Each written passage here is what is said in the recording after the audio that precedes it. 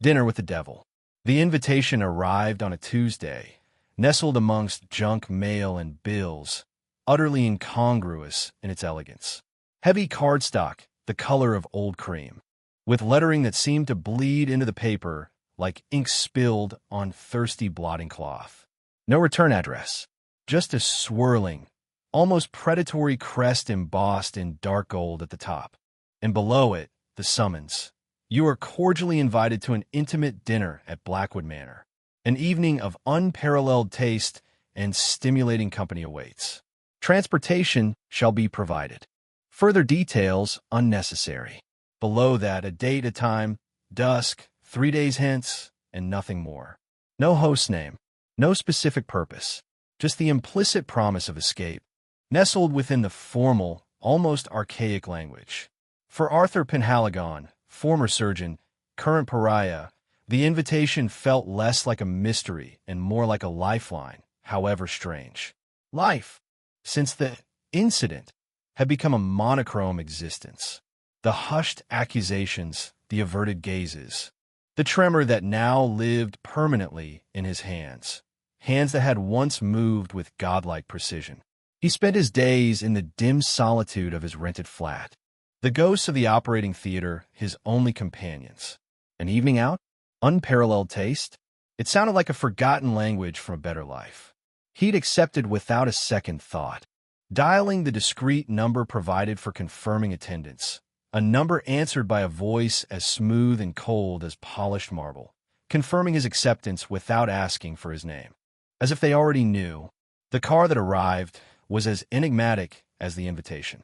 A vintage Rolls-Royce, gleaming black despite the relentless drizzle that had begun that afternoon, its windows tinted to obsidian opacity.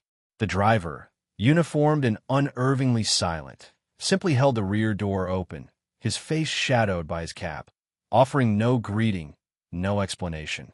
Arthur slid onto the plush leather seat, the door closing with a heavy, final thunk, sealing him inside an environment of profound quiet.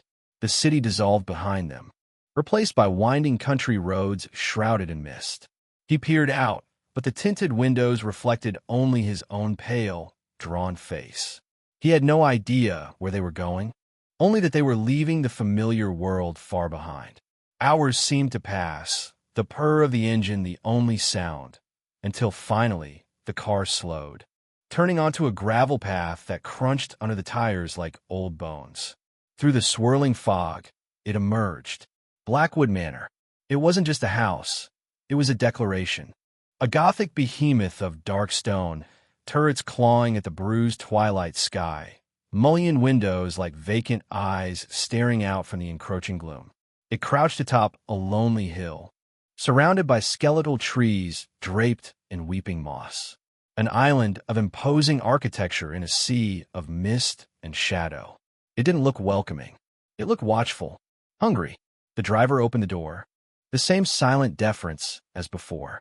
Arthur stepped out, the damp air clinging to him, carrying the scent of wet earth, decaying leaves, and something else, something faintly metallic, like old blood or rusting iron. The sheer scale of the place was intimidating. Before he could even approach the massive oak front doors, they swung inward silently, revealing a cavernous entryway bathed in the surprisingly warm, golden light of what seemed like 1,000 candles, their flames reflected endlessly in polished black marble floors. A figure stood silhouetted against the light, tall, unnaturally thin, dressed in immaculate black livery. Mr. Penhaligon. The voice was the same one from the phone, smooth, cold, devoid of inflection. Not a question, but a statement. Welcome to Blackwood Manor. The other guests are assembling in the drawing room. If you would please follow me. Arthur hesitated for only a fraction of a second. The sheer strangeness of it all, the anonymous invitation, the silent driver, the imposing house appearing from the mist. The butler who knew his name without introduction pricked at his logical mind. Yet, the alternative was returning to the gray emptiness of his flat, to the insistent ghosts of his failures. He stepped over the threshold. The great doors swung shut behind him with a sound like a vault ceiling. Final. irreversible. The interior was breathtaking, a dizzying display of wealth that bordered on the theatrical. Crystal chandeliers, larger than any he'd ever seen, dripped light like frozen tears. Velvet curtains the color of dried blood hung heavy beside towering windows that looked out onto nothing but swirling gray mist. Portraits lined the walls, their subjects rendered in oils with unsettling intensity, their eyes seeming to follow him as he walked. The air was still, heavy, thick with the cloying perfume of lilies and roses, yet underneath, that faint metallic tang persisted, stronger now. He followed the silent butler across the echoing marble, his footsteps sounding unnervingly loud in the vast space. They reached a pair of ornate double doors. The butler paused, turning his head slightly, though his face remained impassive. "The drawing room. Please announce yourself." And with that, he simply dissolved back into the shadows of the hallway, leaving Arthur alone before the doors. Announce himself? To whom? He took a breath, steeling himself, and pushed the doors open. The room beyond was just as opulent, dominated by a roaring fireplace at the far end, casting flickering shadows across plush armchairs and velvet settees. For figures were already present, scattered around the room like chess pieces on a grand board. A woman with fiery red hair, dressed in a gown that shimmered like fish scales, stood by the fireplace. A champagne flute held tightly in her hand, her posture radiating a brittle, fading glamour. Near the windows, staring out into the impenetrable mist, stood a man in a sharply tailored suit, his back to the room, radiating an aura of impatient authority. Seated in a high-backed armchair, almost lost in its depths, was an older woman, clutching a small, beaded purse in her lap. Her eyes wide and searching, and leaning against a bookshelf, sketching idly in a worn leather-bound book, was a young man with dark, intense eyes and ink-stained fingers. They all turned as Arthur entered, their conversations halting abruptly, for pairs of eyes fixed on him, their expressions ranging from mild curiosity to guarded appraisal. For a moment, there was only the crackling of the fire and the distant rumble of thunder. The air thickened, charged with unspoken questions. Who were these people? Why were they all brought here? To this impossible house by an unseen host? The strangeness of the situation solidified, pressing in on him. This wasn't just a dinner party. It was something else entirely. And as he looked from one unfamiliar face to the next, a sliver of ice, colder than the rain outside, traced its way down Arthur Penhaligon's spine. The evening had begun, but the feeling that it might never end was already taking root. The silence stretched, heavy and expectant, waiting for the first move in a game whose rules were terrifyingly unknown. Chapter 1. The Gilded Invitation. The silence stretched, thick and heavy as the velvet curtains framing the impossibly tall windows. It absorbed the crackle of the fire, the distant sigh of the wind outside, even a frantic beating of Arthur Penhaligon's own heart. 5 strangers in a room built for secrets, brought together by an invitation as cryptic as it was opulent. The air hummed with unspoken questions, with the nervous energy of anticipation curdling into unease. Arthur felt the familiar tremor begin in his right hand and quickly clasped it with his left, hoping no one noticed. The eyes of the portraits lining the walls seemed unnervingly alive in the flickering firelight, judging, waiting. It was the actress who broke the spell, her voice a practiced, throaty murmur designed for projection, though it trembled slightly at the edges. "Well," she said, turning from the fireplace with a sweep of her shimmering gown, "this is unexpected. Quite the setting, isn't it? Rather dramatic." She offered a brittle smile that didn't quite reach her eyes that seemed shadowed with a weariness no amount of makeup could conceal. "Vivian Moreau," she announced, extending a hand adorned with rings towards no one in particular. The businessman near the window finally turned, his face sharp, impatient, radiating an aura of barely contained frustration. He ignored Vivian's outstretched hand. "Unexpected is an understatement, Madame Moreau. Inconvenient is more accurate. He ran a hand through his perfectly styled silver hair. Marcus Thorne. My office was assured this was a matter of utmost importance, potentially lucrative. This ambience suggests otherwise. His gaze swept the room, dismissive, assessing the value of the antiques rather than the people. He pulled out a sleek smartphone, frowned at the lack of signal bars, and slipped it back into his pocket with an irritated sigh. The older woman, shrinking slightly in her large armchair, offered a timid smile. "Oh my, it is rather grand. My name is Eleanor Vance. It's a pleasure to meet you all, I suppose." She clutched her small beaded purse tighter, her knuckles white. Her eyes darted around the room, wide and apprehensive, as if expecting something to leap out from the shadows between the bookshelves. She looked utterly lost. A small bird swept into an eagle's nest. The young man, leaning against the bookshelf, closed a sketchbook with a soft thud.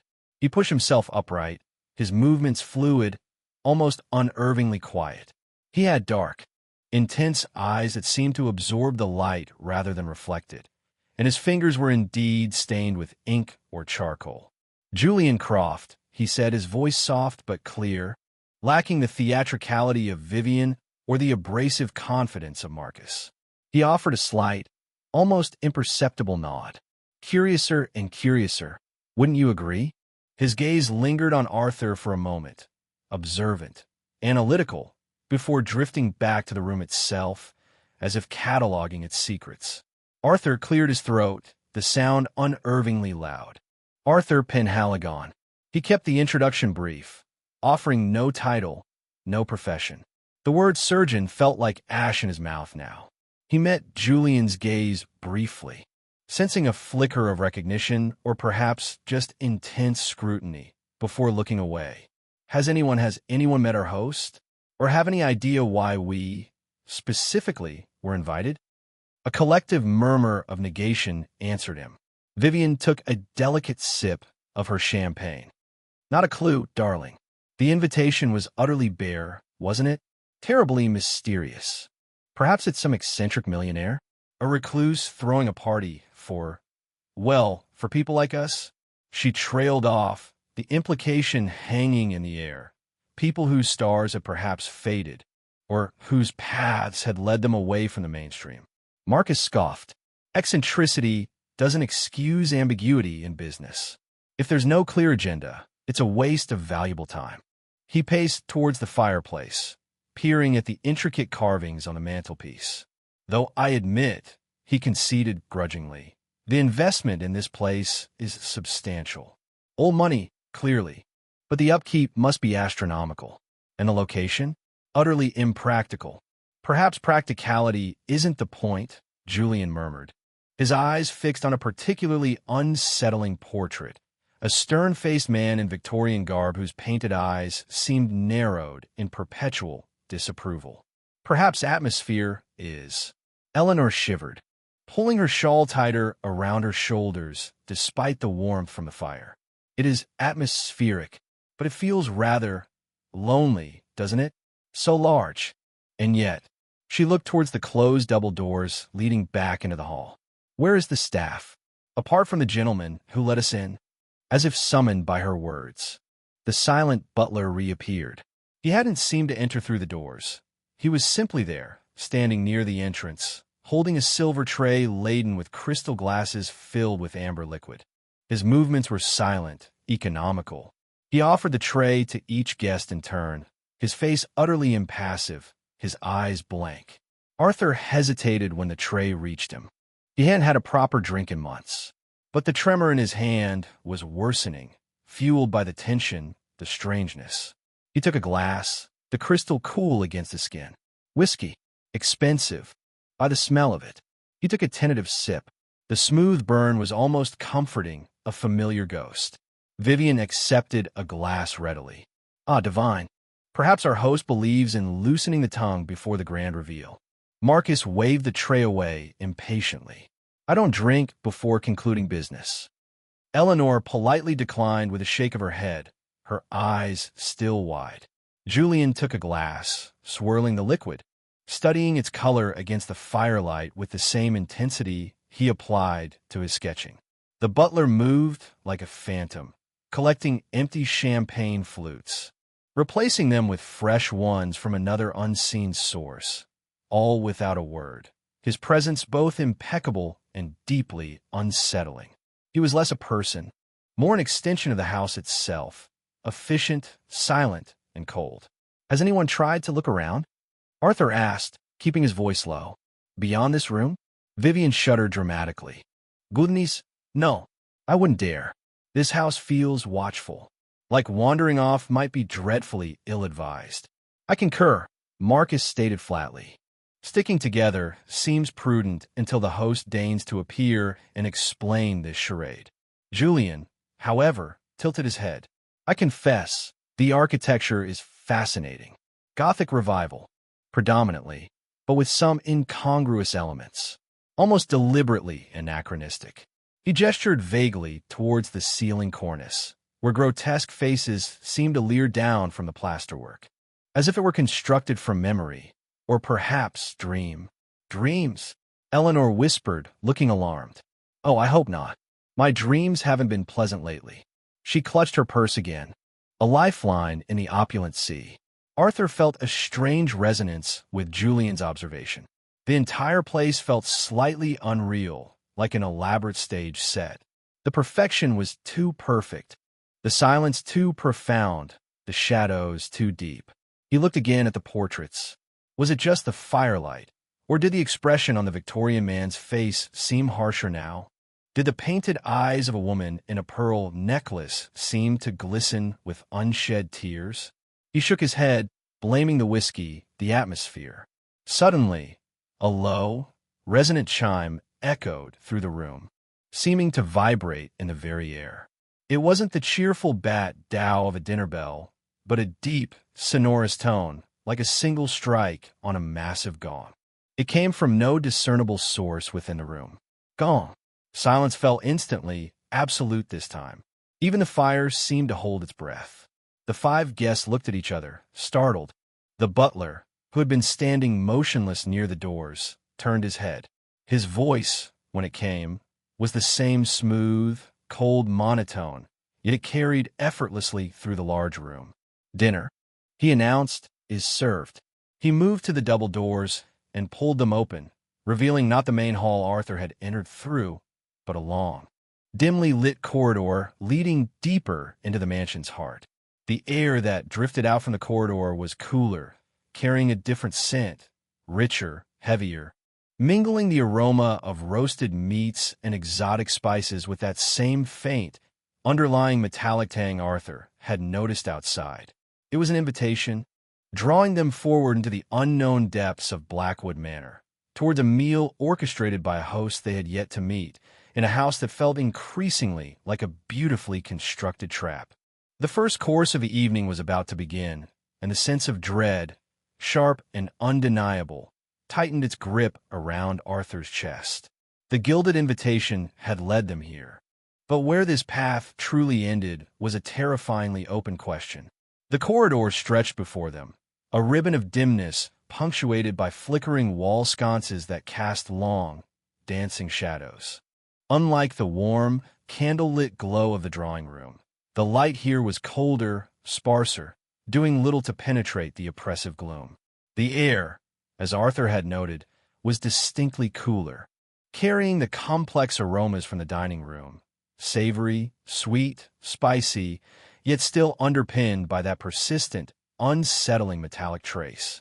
Now, mingling faintly with the scent of dust and something else, something vaguely antiseptic, clinical. It prickled at the back of Arthur's throat, a ghost of memory from his past life. No one moved immediately. They stood clustered near the doorway, peering into the beckoning darkness, the resonant chime of the gong still vibrating in the air around them. The butler waited, utterly still, a figure carved from shadow just inside the corridor, his impassive face turned towards the unseen destination. His silence was more compelling than any command. Marcus Thorne, predictably, was the first to break the tableau. "Well, are we expected to stand here all night?" he snapped, though his voice lacked its earlier booming confidence. The resonant gong seemed to have shaken even his composure. He straightened his tie and strode purposefully into the corridor, his expensive shoes clicking sharply on unseen flagstones hidden beneath a threadbare, though undoubtedly ancient, runner carpet. Vivian Morrow hesitated, smoothing down her shimmering gown. She glanced back towards the relative safety of the drawing room, then took a deep breath, squaring her shoulders as if preparing to step onto a stage. "Lead on, Macduff," she murmured, more to herself than anyone else, and followed Marcus, her heels sinking slightly into the plush pile of the runner, making her steps almost silent. Eleanor Vance looked truly distressed now. Her eyes darted from the silent butler to the dark corridor, then back to Arthur and Julian. "Must we?" she whispered, her voice barely audible. "It feels wrong." Julian Croft offered her a small, enigmatic smile. "Perhaps wrong is the theme of the evening, Mrs. Vance." He gestured towards the corridor with a slight inclination of his head. "But curiosity demands we see it through, don't you think?"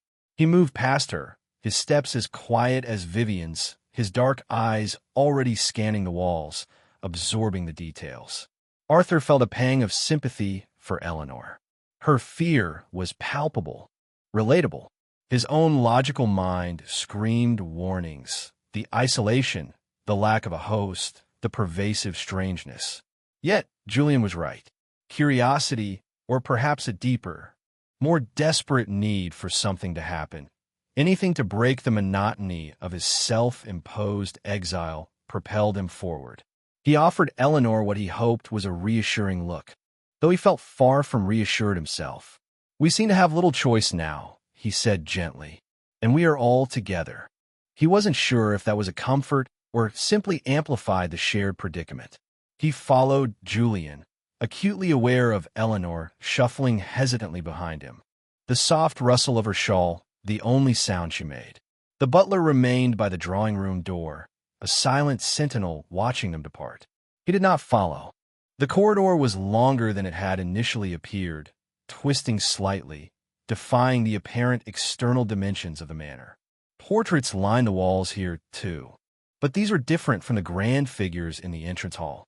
They were darker, more somber. Faces peered out from shadowy backgrounds, their expressions uniformly grim, their eyes seeming to fixate on the living guests as they passed. Arthur found himself avoiding their painted gazes. Interspersed between the portraits were heavy, dark wood cabinets filled with porcelain figurines, tarnished silver ornaments, and strange, unidentifiable artifacts that seemed to absorb the dim light. The air grew colder still as they progressed, the silence broken only by Marcus's impatient footsteps ahead and the occasional, almost inaudible whimper from Eleanor. Arthur noticed Julian pausing occasionally, tilting his head as if listening to something Arthur couldn't hear, or running his ink-stained fingers lightly over the carved frame of a particularly forbidding portrait. Once, Arthur saw him stop before a small, recessed alcove that held only a single, withered black rose under a glass dome. Julian stared at it for a long moment, his expression unreadable, before moving on. Marcus, oblivious to Julian's artistic or morbid curiosity, forged ahead. "Ridiculous," he muttered, glancing back impatiently. "This place is a labyrinth. How much farther?" As if in answer, the corridor opened abruptly into a small, circular antechamber. In the center stood a single pedestal, and upon it rested a heavy, leather-bound book, open to a page filled with elegant, spidery handwriting. But before anyone could approach it, their attention was seized by the doors directly opposite, tall, imposing double doors of blackened oak, intricately carved with scenes that seemed to writhe in the flickering light from sconces flanking the entrance. The carvings depicted not pleasant pastoral landscapes or noble crests, but figures in torment, faces contorted in silent screams, intertwined with thorny vines and shadowed, leering creatures. "Good Lord," Vivian breathed, stopping short, her hand flying to her throat. "That's decidedly macabre." Marcus frowned, peering closer at the carvings. distasteful, certainly not conducive to a pleasant dining experience. Yet, even he seemed slightly subdued by the unsettling artistry. Eleanor let out a small gasp and averted her eyes, pressing herself back against the cool stone wall of the antechamber. "I don't like it," she whispered. "I don't like it at all." Julian, however, approached the doors with rapt fascination. "Remarkable," he murmured, tracing the outline of a tormented face with a fingertip. The detail, the expression of pure despair. "It's masterfully done, almost devotional." Devotional to what? Arthur asked quietly, the metallic tang in the air seeming stronger here, almost overwhelming the scent of food that now wafted more clearly from behind the carved oak. Before Julian could answer, the massive doors swung inward, smoothly and silently, just as the main entrance doors had. They opened onto the dining room. If the drawing room was opulent, the dining room was baroquely, almost oppressively magnificent. A vast chamber, easily capable of seating 50, yet the sole focus was a long, polished mahogany table dominating the center, set for precisely 5. Above it hung, not a chandelier, but a complex arrangement of wrought iron branches, twisted like tortured limbs, from which hung dozens of thick, crimson candles, their flames casting a bloody, wavering light across the room. The walls were draped in heavy tapestries depicting hunting scenes, but the prey seemed unnaturally large, the hunters unervingly gaunt, their dogs monstrous. A colossal fireplace, large enough to roast an ox, stood cold and dark at the far end of the room. The table itself was laden. Gleaming silverware, intricate porcelain plates rimmed with gold, and crystal glasses that refracted the candlelight into 1,000 crimson shards. Steaming terrines and platters piled high with food were already arranged down the center. Roasted meats glistening with dark sauces, strangely colored vegetables, elaborate pastries, and decanters filled with deep red wine. The sheer abundance was staggering, almost grotesque. But the most striking feature? 5 place cards, pinned in the same elegant, spidery script as the invitation, sat before 5 specific place settings, spaced unevenly along one side of the long table. And at the head of the table, where the host would traditionally sit, an empty chair, larger, more ornate than the others, carved with the same unsettling motifs as the entrance doors, it sat vacant. A gaping absence that commanded the room more effectively than any presence could have. The 5 guests stood frozen in the doorway, taking in the scene. The sheer decadent strangeness of it all. The feast laid out, the places set, the host conspicuously, deliberately absent. "Well," Vivian said, her voice regaining a fraction of its theatricality, though her eyes scanned the room nervously. "It seems they've spared no expense," though the decorator clearly had a peculiar vision. Marcus surveyed the table, his businessman's eye calculating the cost. "Impressive spread," he admitted, though highly inefficient. "Who serve a banquet like this for only 5 guests? And where is our host?" He directed the question towards the empty room, as if expecting the tapestries to answer. Eleanor clung to the doorframe. Are we meant to just sit down?" Julian was already moving towards a table, drawn towards the place cards. He stopped before one. "It appears so, Mrs. Vance. We have assigned seating." He read the name on the card before him. Julian Croft. He looked along the table. "Mr. Thorne, Madame Moreau, Mrs. Vance, Dr. Penhaligon." Arthur flinched inwardly at the use of his title. How did they know? The invitation hadn't requested professions. He slowly approached the table, drawn to the card bearing his name. It was placed between Marcus Thorne and Eleanor Vance. Julian was seated further down, next to Vivian Moreau, leaving an empty seat between Vivian and Marcus. The spacing felt deliberate, isolating them despite their proximity. Hesitantly, one by one, they took their assigned seats. The high-backed chairs were surprisingly comfortable, upholstered in dark red velvet. Before each place setting, beside the gleaming cutlery, lay a single, perfectly folded linen napkin, deep crimson like the candles above.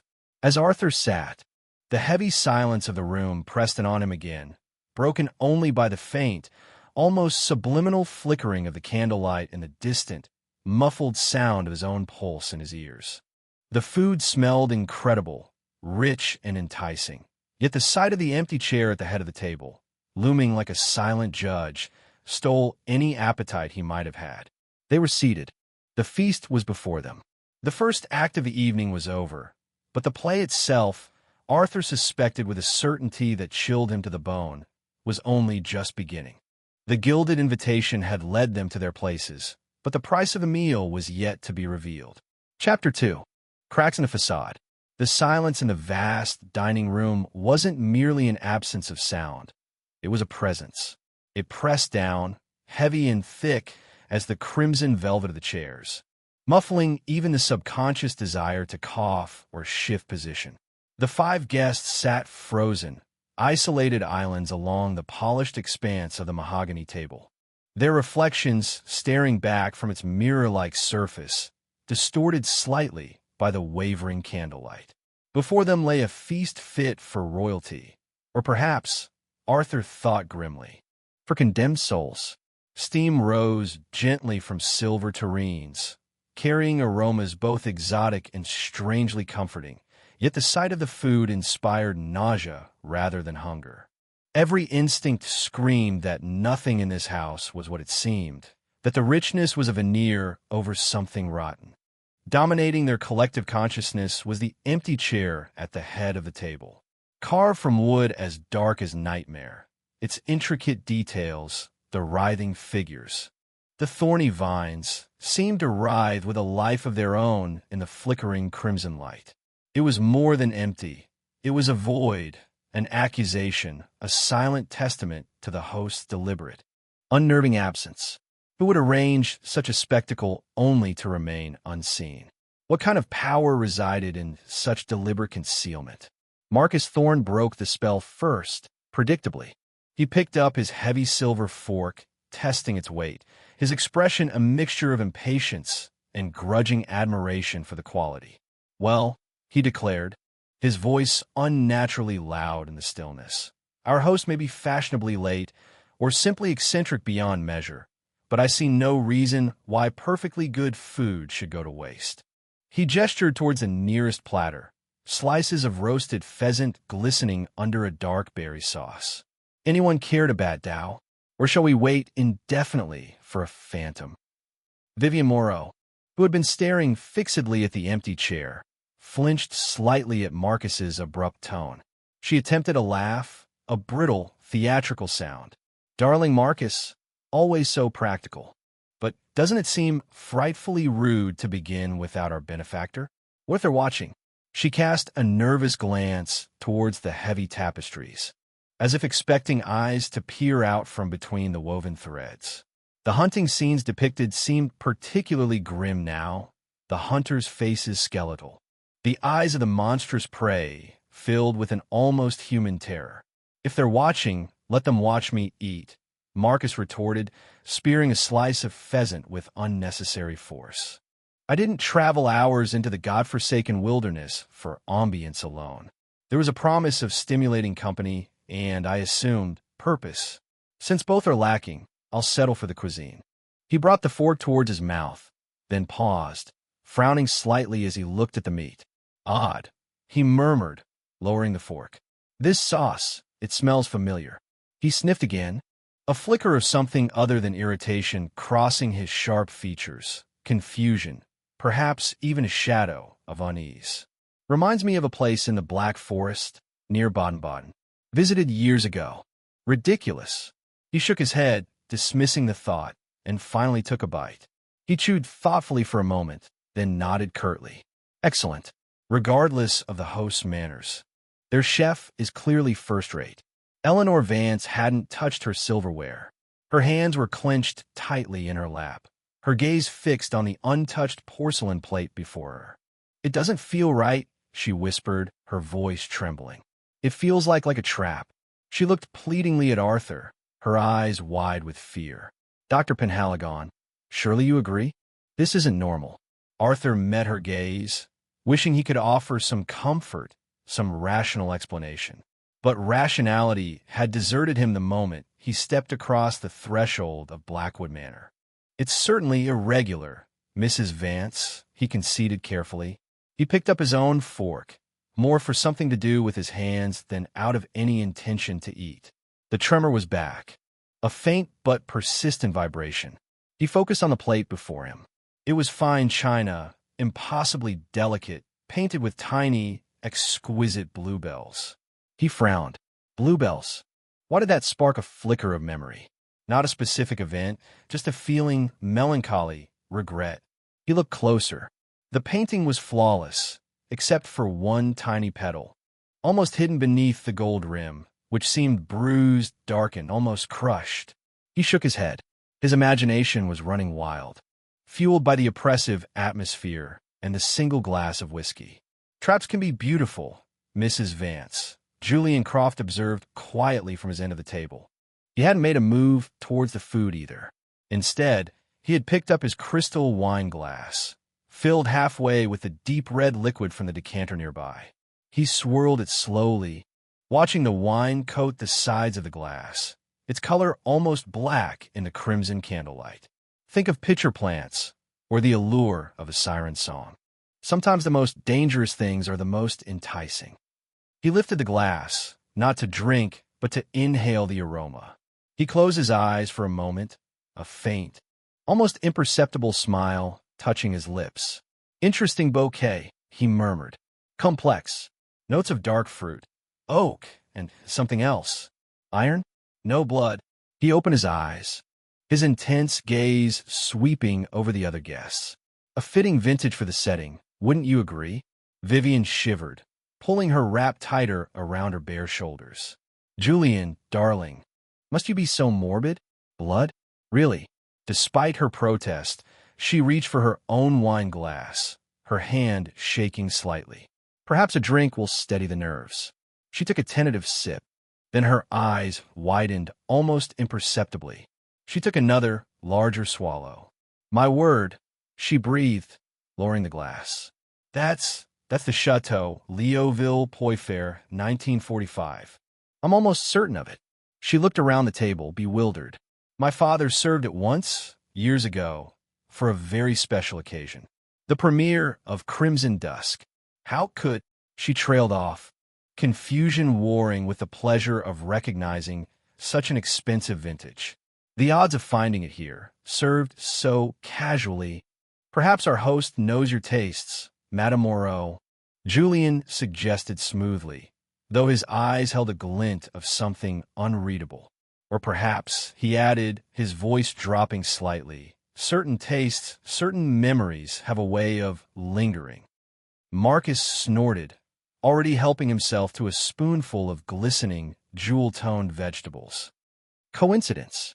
Wealthy people often acquire fine wines. Don't read too much into it." But even as he spoke, Arthur noticed Marcus pause again, his gaze drifting towards a silver tureen filled with a creamy potato gratin. He stared at it for a long moment, his jaw tightening almost imperceptibly. He didn't comment, but he avoided serving himself from that particular dish. Arthur felt a growing sense of dislocation, as if the room itself were subtly shifting around them.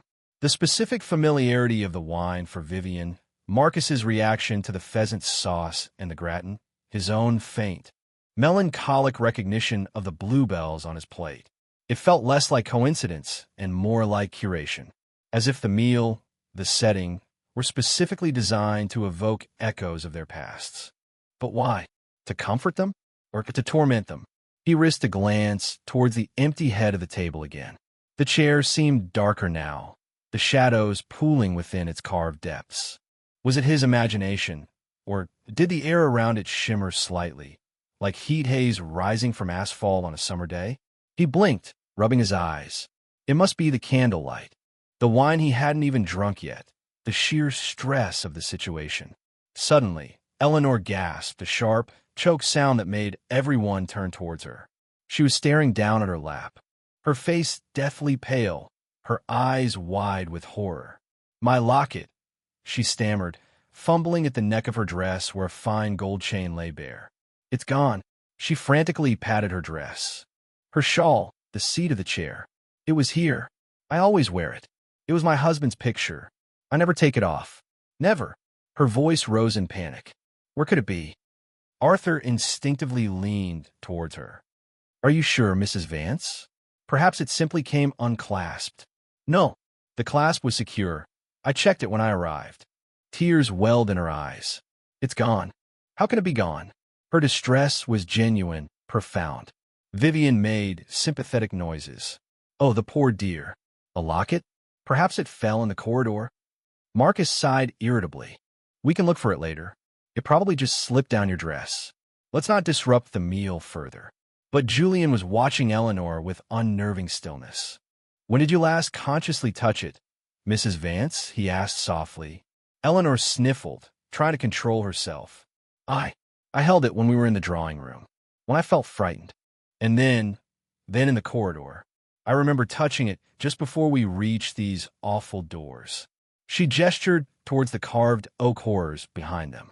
I held on to it.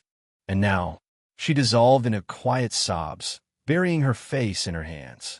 A cold dread, sharper and more defined than the general unease, settled over Arthur. He remembered Eleanor clutching her purse in the drawing room. Yes, but had she been touching a locket at her throat? He couldn't recall specifically, but her certainty, her sheer panic, felt chillingly real. How could a securely fastened locket simply vanish from her neck while seated at the table? He looked around the room, searching for any glint of gold on the floor. Under the table, nothing, just the polished wood, the crimson carpet beneath their feet, the heavy tapestries absorbing the light. Then his gaze fell upon the empty chair at the head of the table. On the polished mahogany surface, directly in front of the vacant setting, something small glinted in the candlelight. It hadn't been there before. Arthur was sure of it. He couldn't make out exactly what it was from his position, but it was small, metallic, and seemed to catch the crimson light in a way that made it look almost like a drop of blood. A wave of cold washed over him. He didn't want to know what it was. He didn't want to draw attention to it.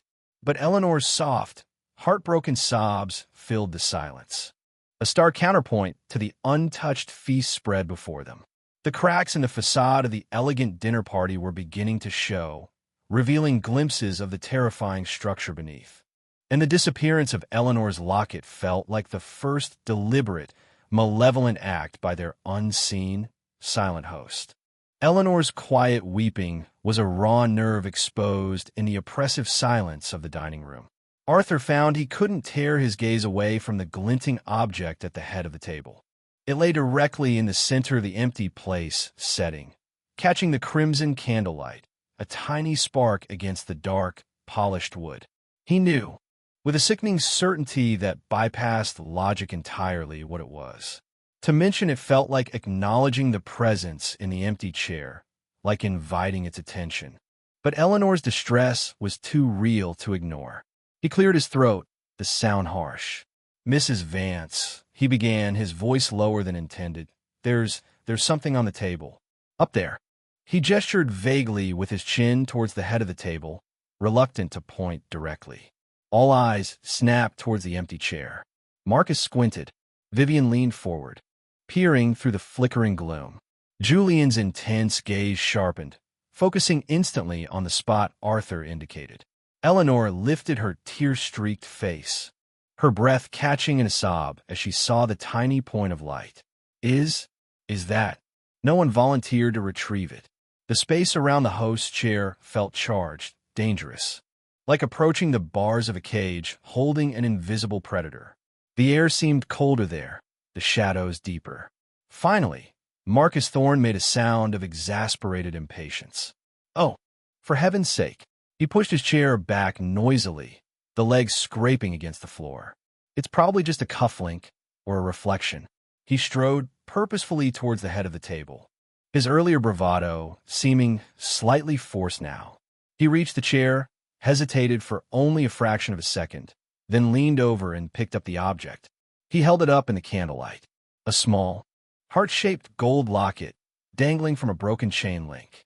A collective intake of breath hissed through the room. Eleanor let out a strangled cry, half relief, half terror. My locket, But how? Marcus stared at the locket in his hand, turning it over.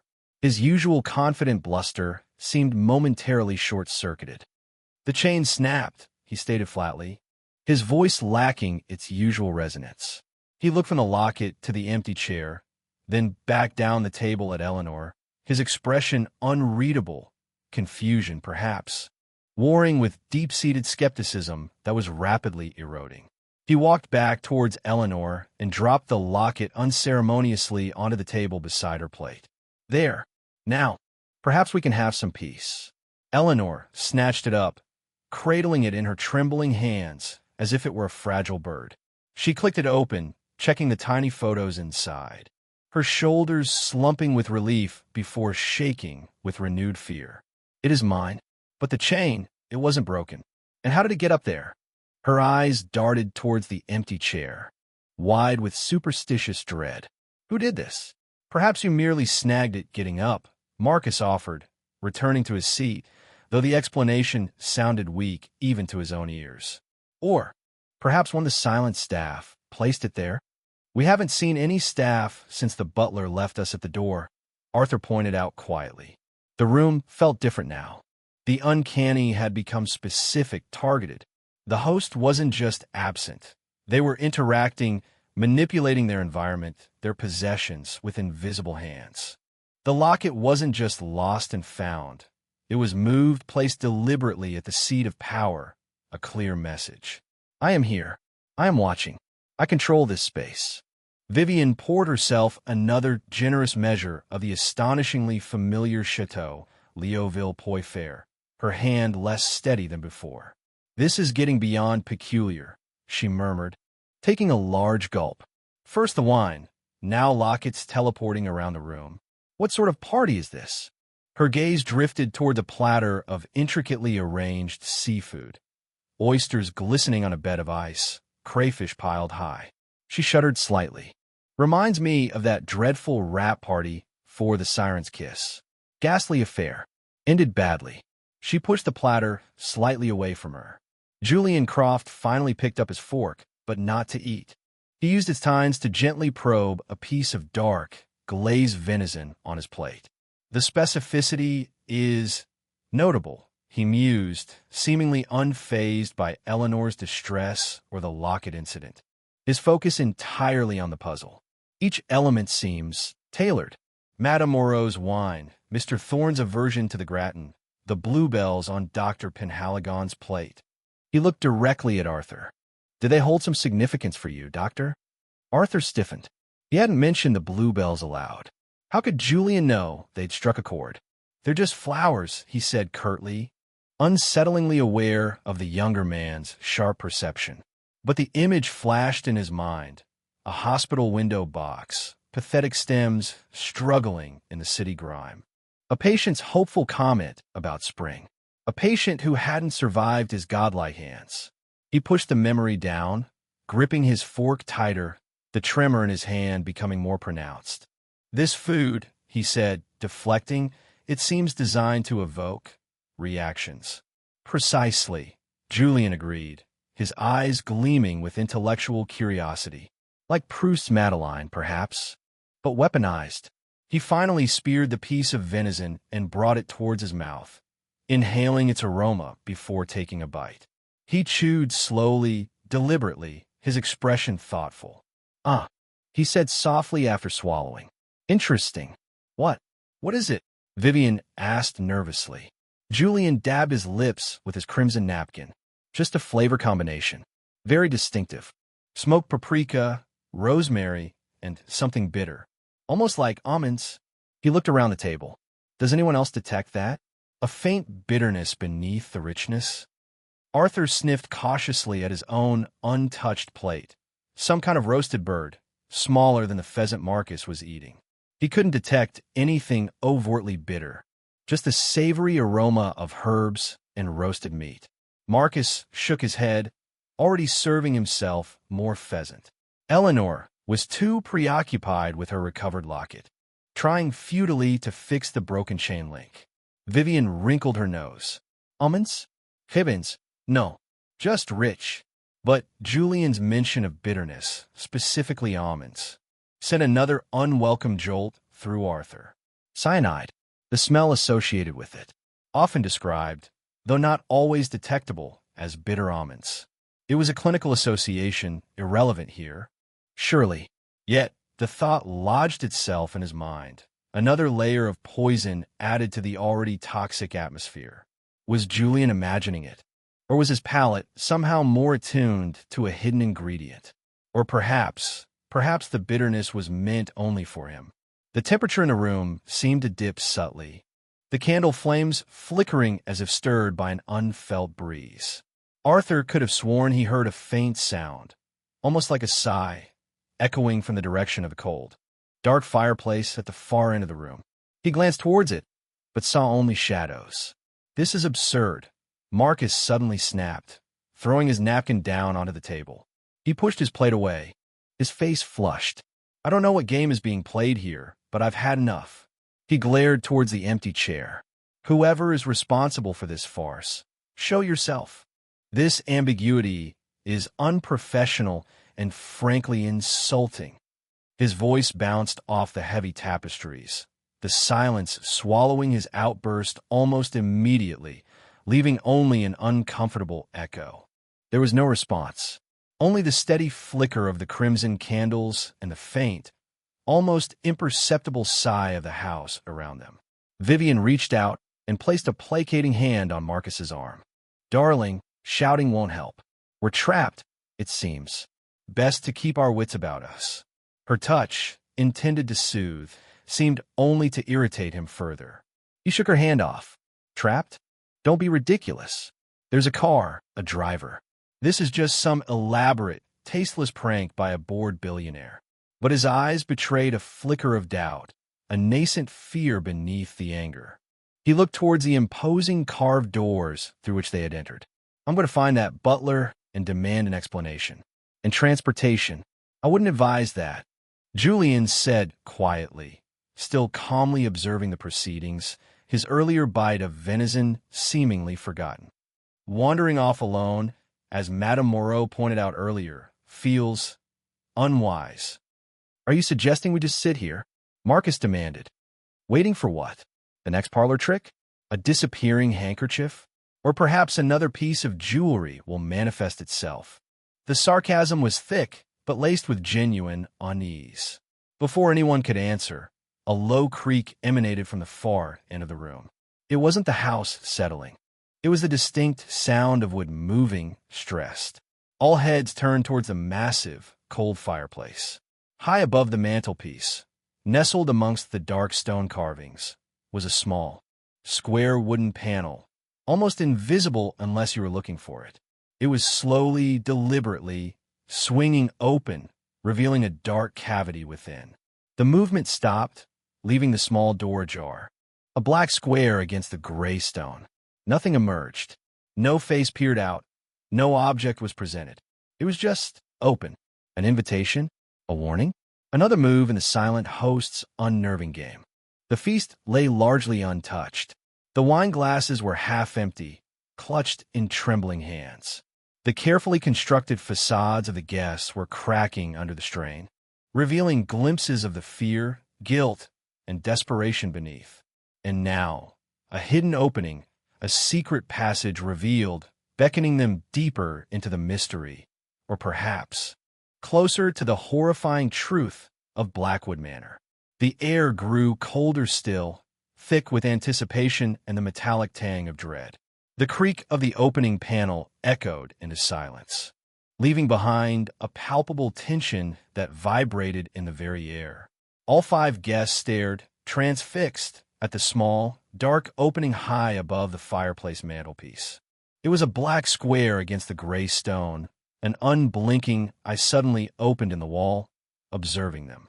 The vast, coal hearth below seemed like a gaping mouth in comparison.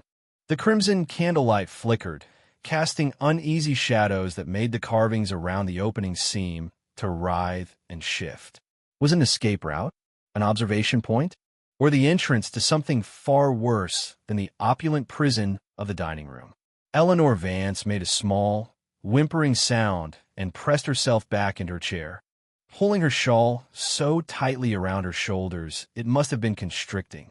Her gaze was fixed on the opening with morbid terror, as if expecting a skeletal hand or a spectral face to emerge at any moment. Vivian Moreau, true to form, struck a pose of dramatic apprehension, one hand fluttering to her chest, her eyes wide. "Good heavens," she breathed, her voice a stage whisper that carried across the table. "Secret passages? How terribly Gothic. Are we quite sure we haven't wandered onto the set of one of my less successful early films?" Despite the attempted levity, her knuckles were white where she gripped her wine glass. Marcus Thorne, who had been poised to leave the room moments before, now redirected his frustrated energy towards the new mystery. He peered intently at the opening, his brow furrowed in calculation rather than fear. "Well," he declared, pushing himself away from the table again, "perhaps this is where our elusive host is hiding. Or perhaps it's a service passage. Either way, it warrants investigation. Sitting here speculating is getting us nowhere." He started towards the fireplace, his steps decisive. "Marcus, wait," Vivian called out, a genuine note of alarm in her voice this time. "Don't be rash. We don't know what's up there." "Precisely why I intend to find out," he retorted without looking back. "Someone in this house must have answers, and I intend to get them." Arthur felt a surge of apprehension. Marcus's bullheadedness was going to get one of them hurt, or worse. "Mr. Thorne, perhaps we should reconsider," he urged, rising slightly from his seat. "As Julian suggested, splitting up." "I'm not splitting up," Marcus snapped, reaching the massive fireplace. He craned his neck, staring up at the small, dark opening some 10 feet above the mantelpiece. "I'm seeking information. There must be a way to reach it." He began examining the ornate stonework around the hearth, running his hands over the carvings, presumably searching for a hidden latch or mechanism that might reveal stairs or a ladder. Julian Croft watched Marcus's efforts with detached, analytical interest. He hadn't moved from his seat, but his gaze was fixed on the opening, sharp and calculating. An intriguing development. He murmured, almost to himself, "Observe the placement, directly overlooking the table, specifically the host's chair. An ideal vantage point for observation, wouldn't you agree?" He glanced towards Arthur. Perhaps scrutinized through that hidden aperture by an unseen entity it was profoundly violating. He looked up at the black square again, imagining an eye staring back, and quickly averted his gaze. He noticed the untouched food on his plate. The small roasted bird seemed to stare up at him with vacant eyes. The faint, imagined scent of bitter almonds returned, stronger now. "Found it!" Marcus exclaimed suddenly. He had pressed a section of the carved stone beside the fireplace, and with a low groan of protesting mechanisms. A narrow section of the wall beside the hearth swung inward, revealing a tight, spiraling staircase constructed of dark, worn stone, ascending into blackness. The passage looked impossibly narrow, claustrophobic, and pitch dark beyond the first few steps illuminated by the dining room's candlelight. A draft of cold, stale air, smelling faintly of damp stone and something else, something like dry rot or old bones, snaked out from the opening. "Be careful, Marcus," Vivian pleaded, her voice thin. He ignored her, already placing a foot on the first step. "I'll be back shortly," he said, his voice echoing slightly in the confined space. With answers, or at least with the imbecile responsible for this charade. He took another step, then paused, looking back at the table. His eyes, for a fleeting moment, seemed to hold not anger, but a flicker of something akin to fear. It vanished as quickly as it appeared, replaced by his habitual mask of impatient resolve. He turned and disappeared into the darkness, his footsteps echoing upwards on the stone steps, fading rapidly into silence. The moment he was gone, the oppressive quiet returned, heavier than before, punctuated only by the sound of Eleanor's stifled sobs and the faint crackle of the candles. The open staircase yawned beside the fireplace, a black wound in the wall. The hidden panel above remained open, a vacant eye. They were four now, waiting in the crimson gloom. their fate seemingly tied to the man who had just charged headlong into the unknown heart of Blackwood Manor. Arthur felt his own heart pounding. Every nerve ending screamed that Marcus had made a terrible mistake. You didn't just wander into hidden passages in a place like this. He glanced at Julian, who was now slowly tracing the rim of his wine glass with a finger, his expression thoughtful, almost serene. Did nothing frighten this young man? Or did he simply understand the nature of this place better than the rest of them? He shouldn't have gone alone, Arthur said, voicing the fear that gripped them all. Courage, or perhaps desperation, often overrides caution. Julian replied smoothly, his gaze still fixed on the staircase entrance. Mr. Thorne strikes me as a man accustomed to forcing solutions, even when diplomacy, or perhaps patience, might be the wiser course. Vivian nervously twisted a ring on her finger. But what if he doesn't come back? What if something happens to him up there? The unspoken fear hung heavy in the air. As if in answer to her question, a sound drifted down from the darkness above. It wasn't Marcus's voice. It wasn't footsteps. It was a low, scraping noise, like something heavy being dragged across stone. It lasted only a few seconds, then stopped abruptly. Silence. Utter, absolute silence descended once more. Even candle flames seemed to still. Eleanor gasped, her eyes wide with terror. Vivian choked back a scream, pressing her hand to her mouth. Arthur felt the blood drain from his face, the tremor in his hand becoming a visible shake. Julian alone remained outwardly calm, but even he seemed to listen intently, his head tilted slightly towards the gaping blackness of the staircase. The scraping sound hadn't been loud, but it had been undeniably distinct, and it had come from the direction Marcus had gone. The feast forgotten, the wine ignored, the strange, personalized torments momentarily overshadowed. The four remaining guests stared at the empty staircase, united by a single, terrifying thought. Marcus Thorne was not coming back, and whatever had stopped him might soon be coming for them. The cracks in the facade had shattered, revealing the abyss beneath. Chapter 3. The Cold Reckoning. The silence that followed the scraping sound was profound, a physical weight pressing down on the four remaining figures in the crimson-lit dining room. It was broken only by the frantic, shallow breaths of Eleanor Vance, each gasp sounding unnaturally loud against the backdrop of utter stillness. The open staircase beside the fireplace yawned like a mouth leading to oblivion, seeming to pulse with a deeper darkness than mere shadow. The small, square panel high above remained open, an unblinking eye observing their terror. Marcus Thorne, moments before a force of abrasive certainty, had vanished into that darkness, and the sound that followed suggested a finality far more chilling than simply getting lost. Vivian Moreau was the first to find her voice, though it emerged as a strangled whisper, stripped bare of its usual theatrical resonance. He's gone, isn't he? She wasn't asking a question. She was stating the horrifying conclusion they had all reached. Her eyes, wide and reflecting the flickering candlelight, were fixed on the staircase entrance. That sound, dear God! What was that sound? Something heavy, Arthur replied, his own voice hoarse. He forced himself to look away from the stairs, scanning the faces of the others. Vivian's carefully applied makeup couldn't hide the pallor beneath, the genuine fear etched around her eyes and mouth. Eleanor was shaking uncontrollably, her face buried in her hands. The recovered locket presumably clutched tight within. Julian Croft sat perfectly still, his expression one of intense concentration, as if analyzing a complex mathematical problem rather than confronting mortal terror. His calmness was almost more unnerving than Eleanor's panic, like something being dragged. Arthur finished, the words tasting like bile. Dragged? Vivian repeated, horror dawning anew. Dragged where? By what?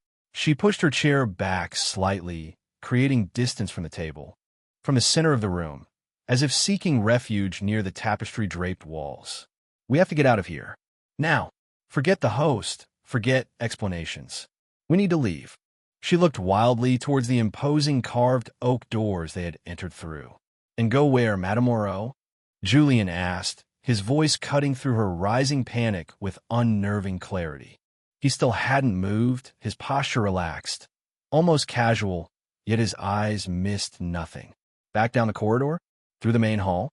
Do you suppose the front doors will simply swing open for us?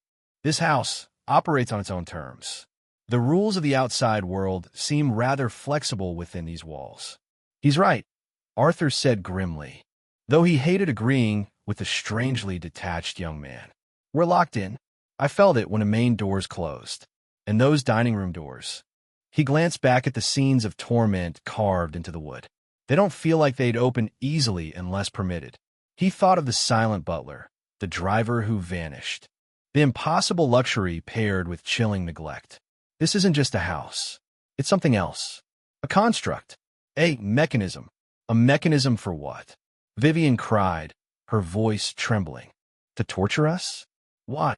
Perhaps because we deserve it?" The question came from Julian, spoken softly, yet it landed like a physical blow. He looked around the table, his gaze lingering on each of them in turn. Vivian's panicked defiance, Eleanor's collapsed grief, Arthur's grim resignation. Think about it. The personalized setting, the evoked memories. Mr. Thorne's impatience leading him into, well, wherever he is now. It all feels rather tailored, like consequences finally catching up. Arthur flinched. Consequences. The word echoed the relentless guilt that had become the background radiation of his existence since the operating theater incident. The tremor returned to his hand, stronger this time. He clenched it into a fist. Hadn't he punished himself enough, living in self-imposed exile?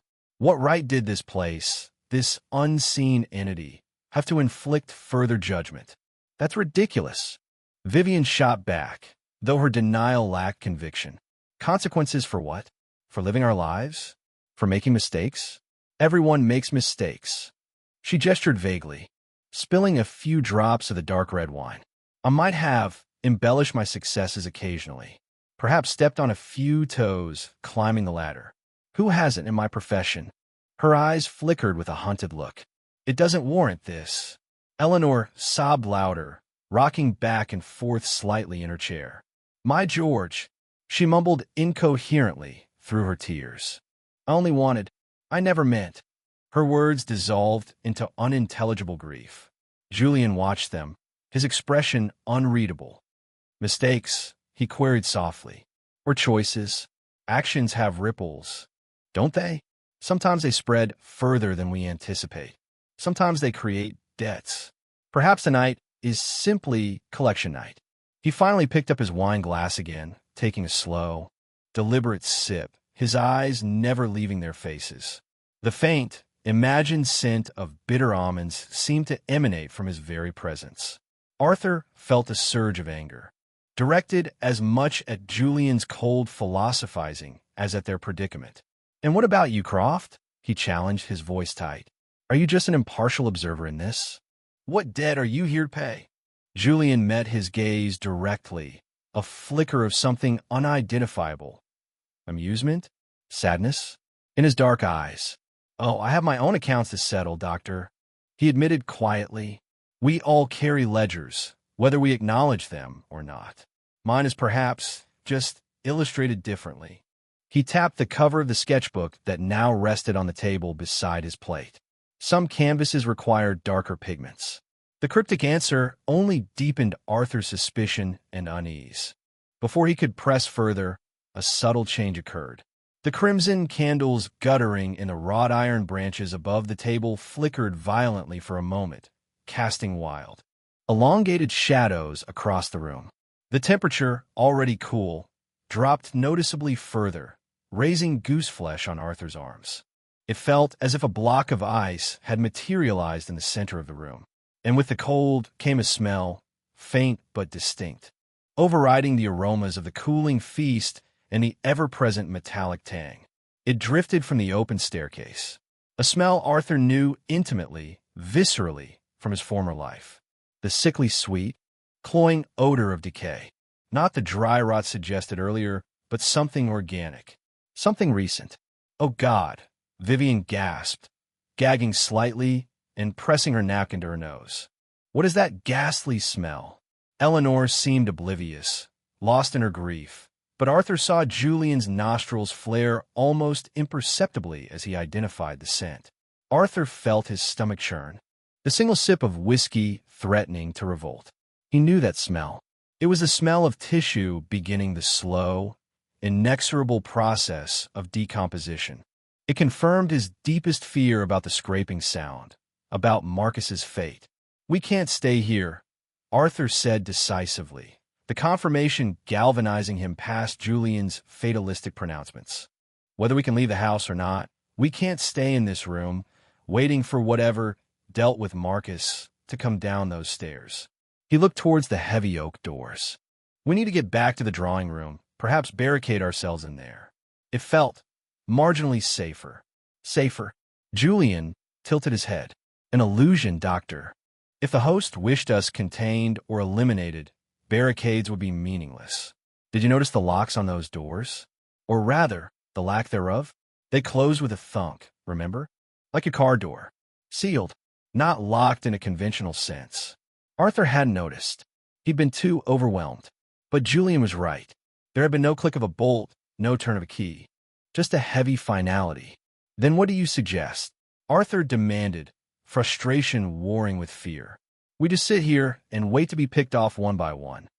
Julian considered this for a moment, swirling the wine in his glass. "Perhaps," he said slowly, "the path forward lies not in retreat, but through understanding. This house communicates in its own way. The food, the locket, the open panel, the staircase. These aren't random events. They're prompts, invitations. Invitations to what? Our deaths." Vivian cried. "Perhaps," Julian conceded calmly. "Or perhaps invitations to confront why we are here." Mr. Thorne chose direct confrontation and met resistance. Maybe a different approach is required. His gaze drifted towards the open panel high above the fireplace. That opening. It implies observation, but perhaps also access? Maybe the answers aren't down here with the feast of memories, but up there closer to the source. Arthur stared at him, appalled. "You want to go up there? After what just happened to Marcus?" "I merely suggest it's a possibility to consider," Julian replied smoothly.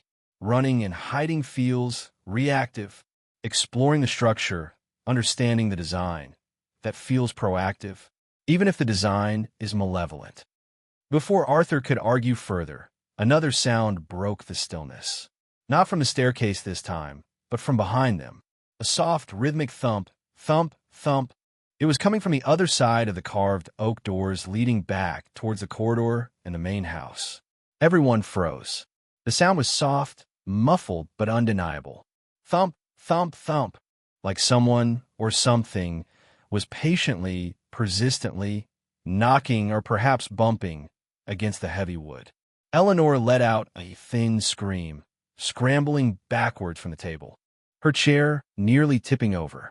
Vivian stood rigid, her face a mask of terror, staring at the doors. Arthur felt his blood run cold. They were trapped between the unseen horror on the staircase and a new, unknown presence demanding entry from the corridor. The gilded cage was shrinking. The reckoning was closing in. Thump, thump, thump. The sound was deceptively soft, almost gentle, yet echoed in the cavernous dining room with the chilling insistence of a slow, deliberate heartbeat against the wrong side of a coffin lid.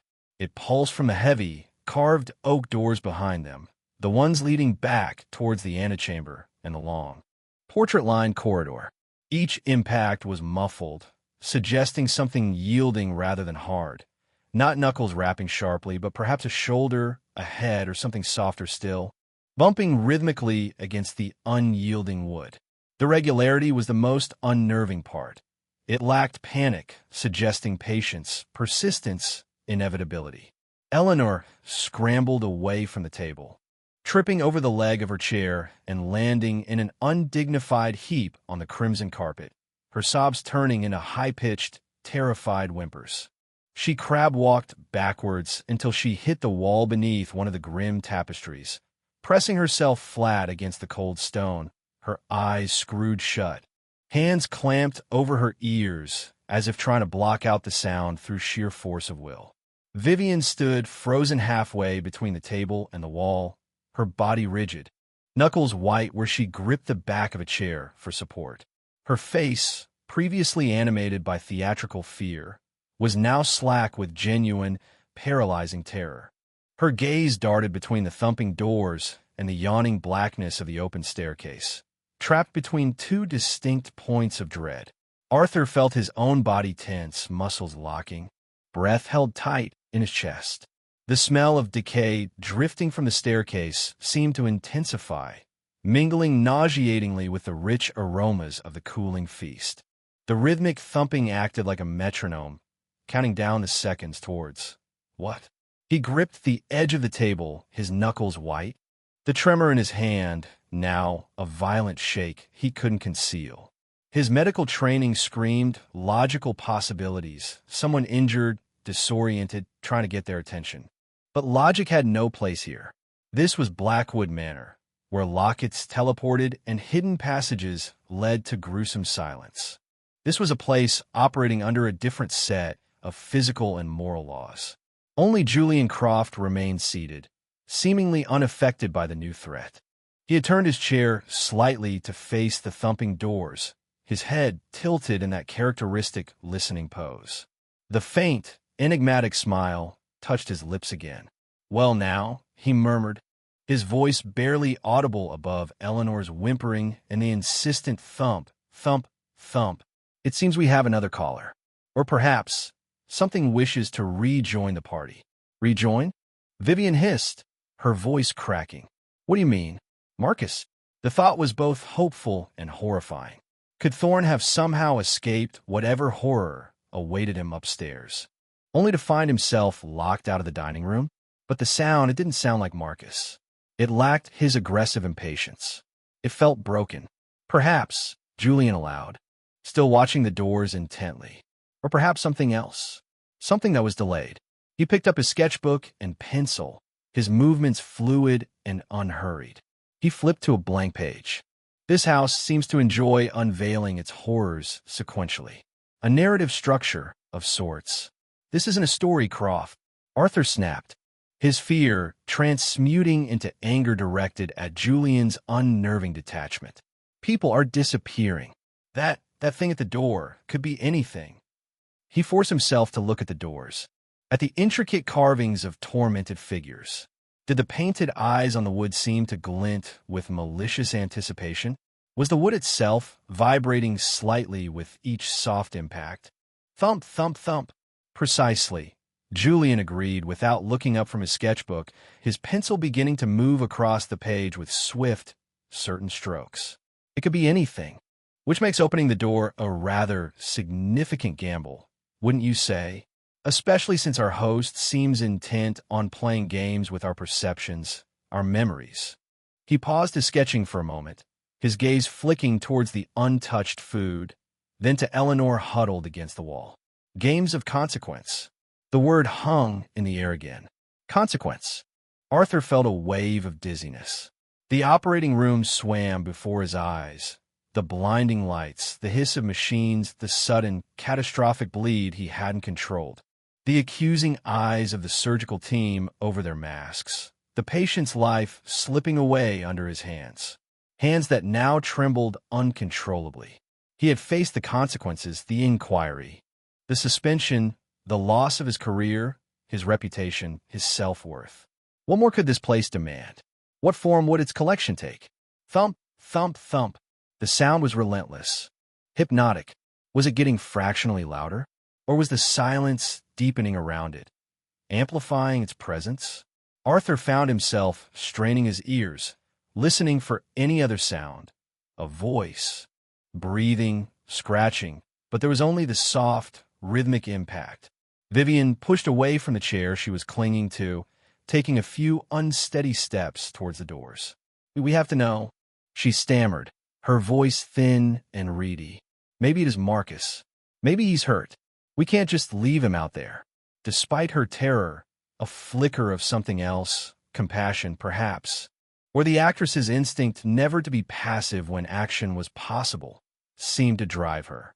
"Madame Moreau, I implore you, reconsider," Arthur warned, taking a step towards her.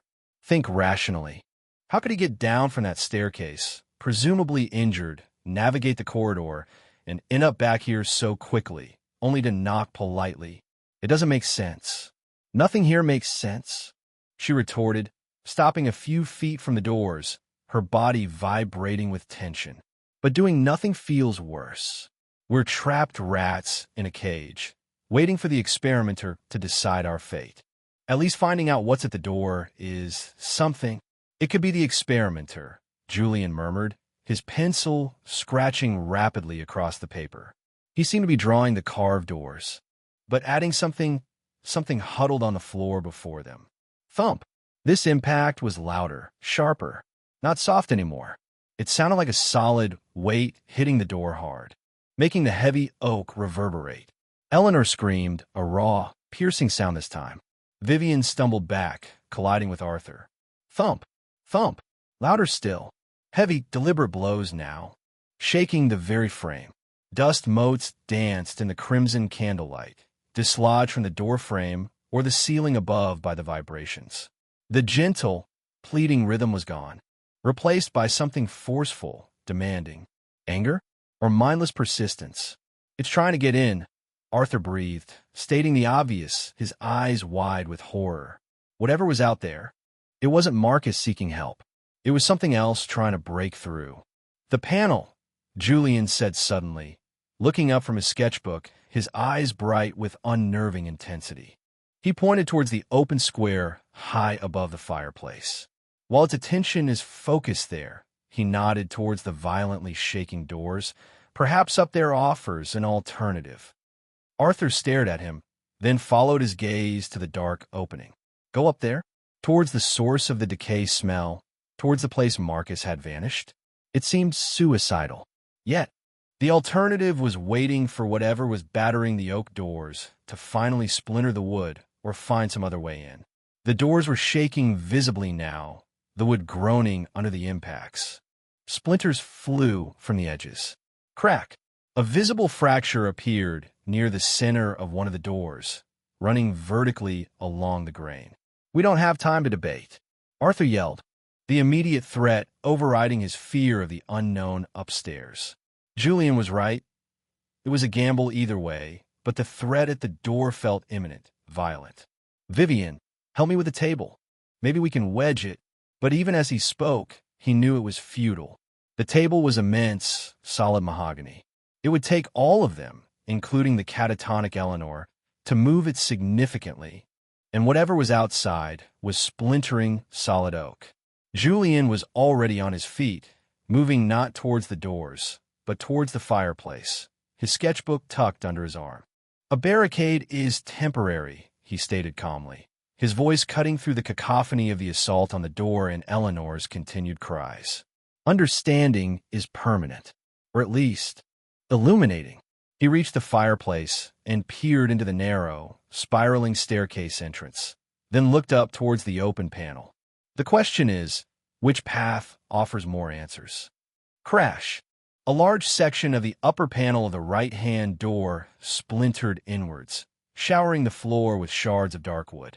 A momentary silence followed, more terrifying than the noise. Then a shape began to force its way through the ragged opening. Not a hand, not a face, but something pale, amorphous, and disturbingly familiar. Arthur stared, his mind struggling to process the impossible sight. It looked like dough, pale, fleshy dough, pushing, squeezing, tearing the wood further as it forced its way into the room. More followed, piling up just inside the ruined doorway, quivering slightly. The smell hit him then, stronger than the decay from the stairs, stronger than the metallic tang, the unmistakable, sickly sweet scent of raw, proving bread dough, amplified to a nauseating degree. It wasn't knocking. It wasn't pounding. It was rising, expanding, forcing its way in through sheer, relentless pressure.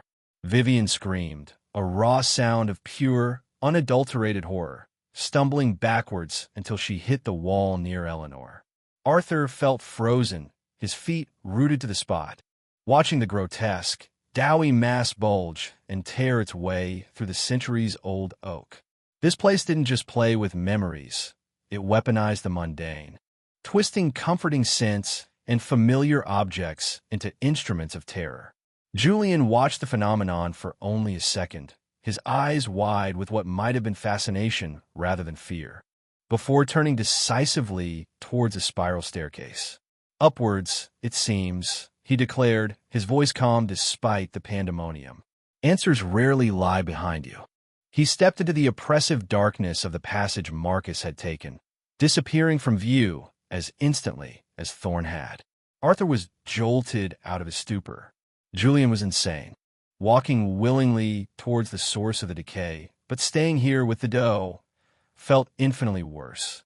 He looked at Vivian and Eleanor, huddled against the wall, paralyzed by terror. He couldn't leave them. Vivian, Eleanor, come on, we have to move. Up the stairs. He grabbed Vivian's arm, pulling her towards the fireplace. She resisted for a second, then stumbled after him, her eyes still fixed on the growing, quivering mass pushing through the doorway. Getting Eleanor to move was harder.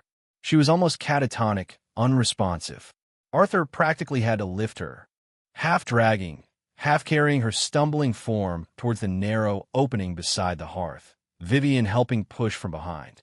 The sound from the door were getting louder, tearing wood, punctuated by wet, sucking noises as the doughy mass squeezed through the widening gap. They reached the staircase entrance. The cold, stale air hit them, thick with the smell of damp stone and the now overpowering stench of decay from above, warring with the yeasty horror behind them. Arthur pushed Eleanor forward into the darkness, then Vivian. He took one last look back. The doe had completely breached the doorway now, a grotesque, pulsing mound that seemed to obscure something moving within it. It was beginning to ooze across the floor, towards the table, towards them. With a surge of adrenaline fueled by pure terror, Arthur turned and plunged into the blackness of the spiral staircase, pulling the heavy stone door shut behind them just as a wet, slapping sound echoed from the dining room floor. The click of the hidden mechanism engaging sounded unnervingly like a lock snapping shut. They were sealed inside the narrow passage, the darkness absolute, the stench of death thick in the air, ascending towards the fate that had claimed Marcus Thorn. The cold reckoning was truly upon them.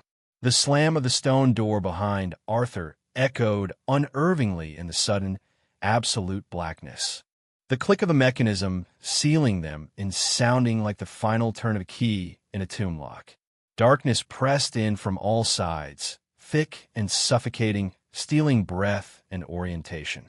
The air was instantly colder here, biting through Arthur's jacket, carrying the damp chill of ancient stone and the pervasive, stomach-churning stench of decay.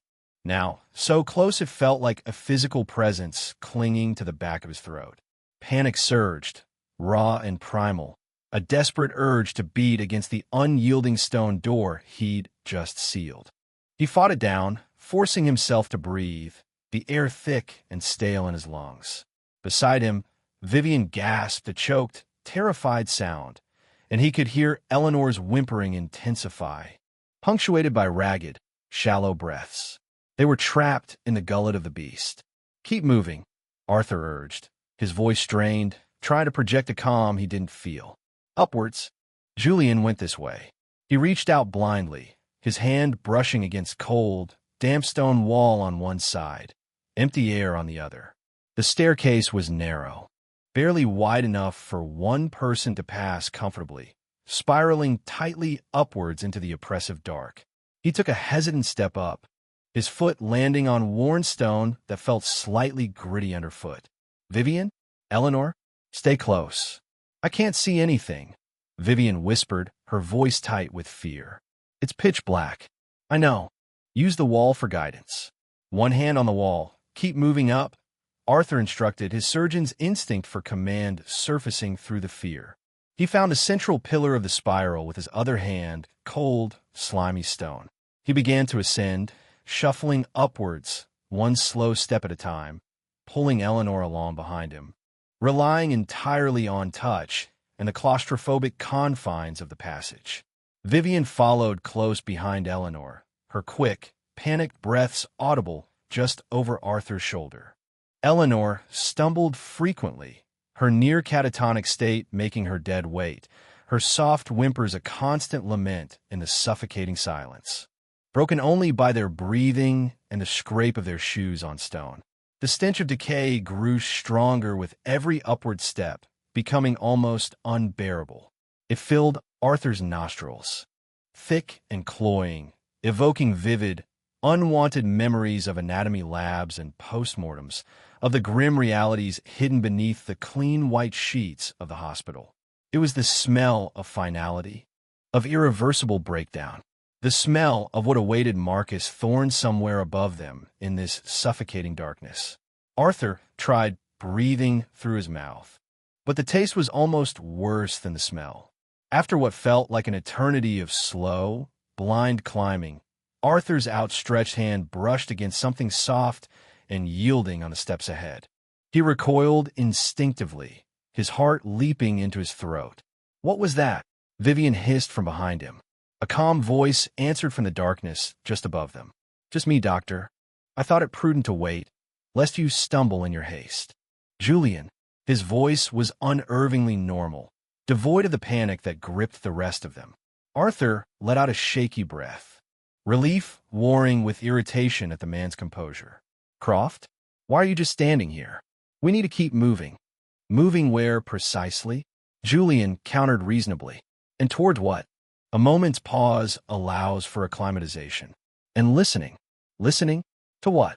Arthur strained his ears, above the sound of their own breathing and Eleanor's soft cries. He could hear only the profound silence of the stone passage and perhaps, very faintly, a slow, rhythmic dripping sound from somewhere much further up. Drip, drip, drip, like water leaking through ancient mortar. Exactly, Julian said softly. Silence, and the absence of pursuit. Our Dowie friend seems content with the dining room for now. Interesting choice. He sounded genuinely intrigued. And no sound from Mr. Thorne, either. Because whatever happened to him is already over. Arthur snapped, his fear making him lash out. That smell. You know what that smell means. Indeed, Julian acknowledged calmly. Decomposition. But its intensity suggests proximity. We should be prepared for what we might find. He took a step upwards. Shall we? Reluctantly, Arthur followed, pulling the dead weight of Eleanor behind him. The climb continued, the spiral seeming endless, the air growing colder and damper. The dripping sound became slightly more distinct, echoing strangely in the confined space. Then, Arthur's foot struck something soft but solid on the stairs. He stumbled, catching himself against the slimy central pillar. What is it? Vivian asked anxiously from behind. Arthur crouched down, feeling around blindly on the step with his hand. His fingers closed around smooth, polished leather. A shoe. A man's expensive dress shoe, inexplicably lying on its side on the staircase. He didn't need to see it to know whose it was. Marcus Thorne's. He fell further. His fingers brushed against something cool and metallic, rectangular. He picked it up. Smooth glass and metal. A smartphone. Thorne had checked for signal bars in the drawing room. Arthur tried the power button instinctively, but the screen remained blank dead. He pocketed it without a word. The cold weight of it, a tangible confirmation of their predicament. He didn't mention the shoe to the others. There was no point adding to their terror. He straightened up, the metallic taste of fear sharp in his mouth. Marcus hadn't just disappeared. He'd lost his shoe, dropped his phone. Had he fallen? Been attacked? Dragged? The scraping sound echoed in Arthur's memory. He pushed the thoughts away and forced himself to take another step upwards. They climbed higher, the air becoming thick with dust in addition to the damp and decay. Cobwebs brushed against Arthur's face, sticky and unseen. The spiral staircase finally began to level out. the steps ending abruptly at what felt like a narrow landing. The dripping sound was louder here, closer. Drip, drip, drip. It seemed to be coming from directly ahead. "We're on a landing," Arthur whispered, reaching out. His hand met cold, rough wood. A door? He ran his hands over it. It felt thick, solid, like the oak doors below, but rougher, less finished. There was no handle, no knob, just solid wood set into the stone. He pushed against it gently. It didn't budge. "Locked." Vivian breathed, her voice trembling. "Are we trapped in here?" "Perhaps not locked." Julian's voice came from beside Arthur. Arthur hadn't even heard him move up beside him. "Perhaps it simply doesn't open this way." Or perhaps Julian ran his own fingers over the wood. "It requires a different kind of key." Arthur felt along the edges of the doorframe. It felt solid, sealed. He looked back down the oppressive black spiral they had ascended, then towards the unyielding door ahead. Trapped between the horrors below and the unknown above, sealed in a passage reeking of death. Despair washed over him, cold and debilitating. Was this it? Was this their tomb? Then he noticed something else. A faint luminescence seemed to be emanating from under the door. A thin sliver of pale, gray light, barely visible after the absolute blackness of the stairwell, outlining the bottom edge of the wooden barrier. It wasn't warm like candlelight. It was cold, weak, like pre-dawn light filtering through a perpetual fog. And with the light came a subtle shift in sound. Not just the dripping, but a faint, almost inaudible whispering, like dry leaves skittering across pavement, or voices murmuring just beyond a range of hearing. "There's light," Arthur whispered, pointing towards the sliver beneath the door. "And can you hear that? Whispering?" Vivian gasped. "Whispers? Oh no." Julian knelt down, putting his ear close to the crack beneath the door. He stayed there for a long moment, utterly still. The dripping sound seemed louder now, echoing in the confined space of the landing. Drip, drip, drip. It sounded wet, heavy. Finally, Julian stood up. Indeed, he confirmed, his voice quiet. "Whispers, and the dripping isn't water." Arthur felt a cold dread grip his heart. "Then what is it?" Julian didn't answer directly.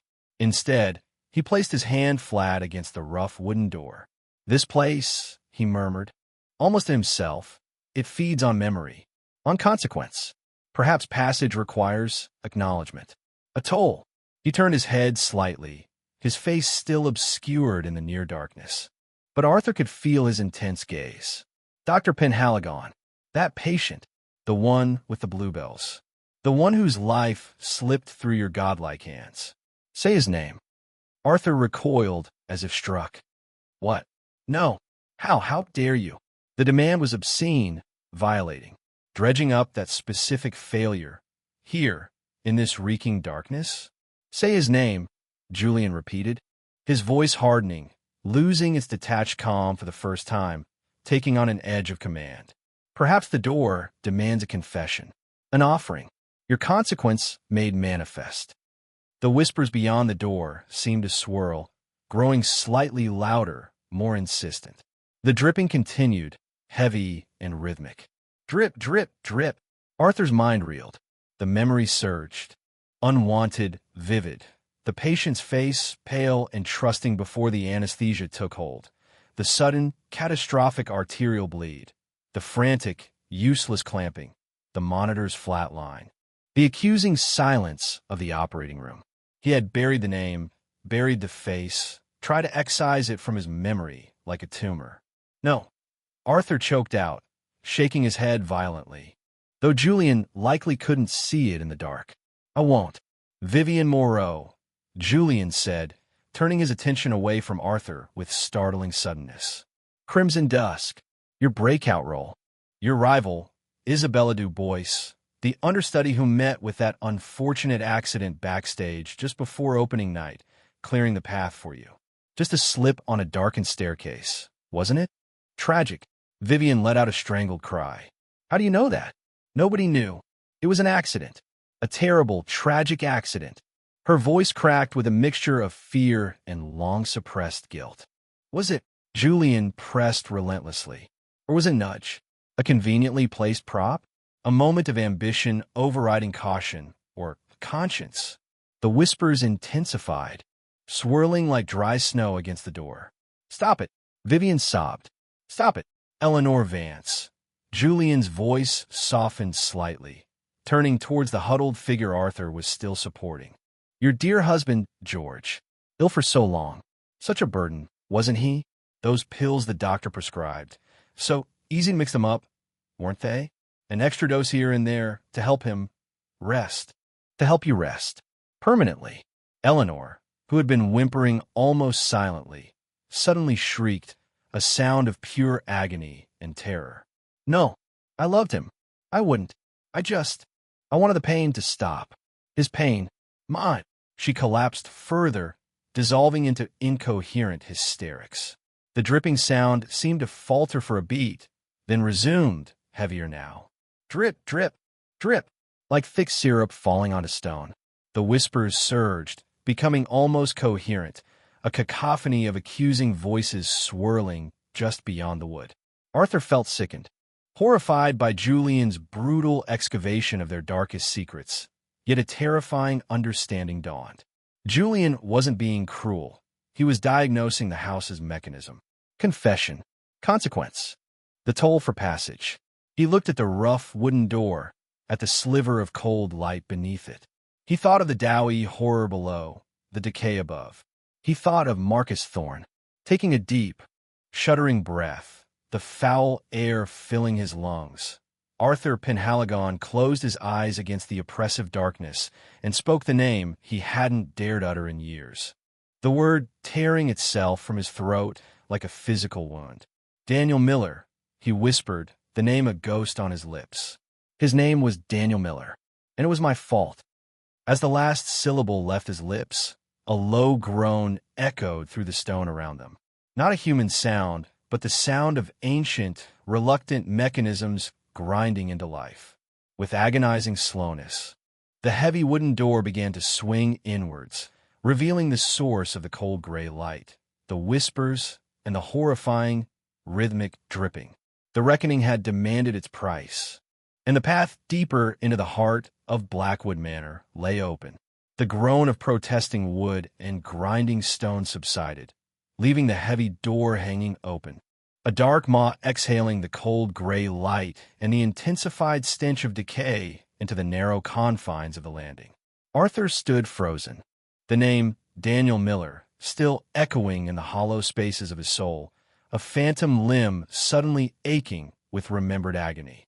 The confession had torn something open within him, leaving him raw and exposed, yet the immediate horror confronting him demanded his full attention, eclipsing even the crushing weight of his guilt. The space beyond the threshold was not a room in any conventional sense.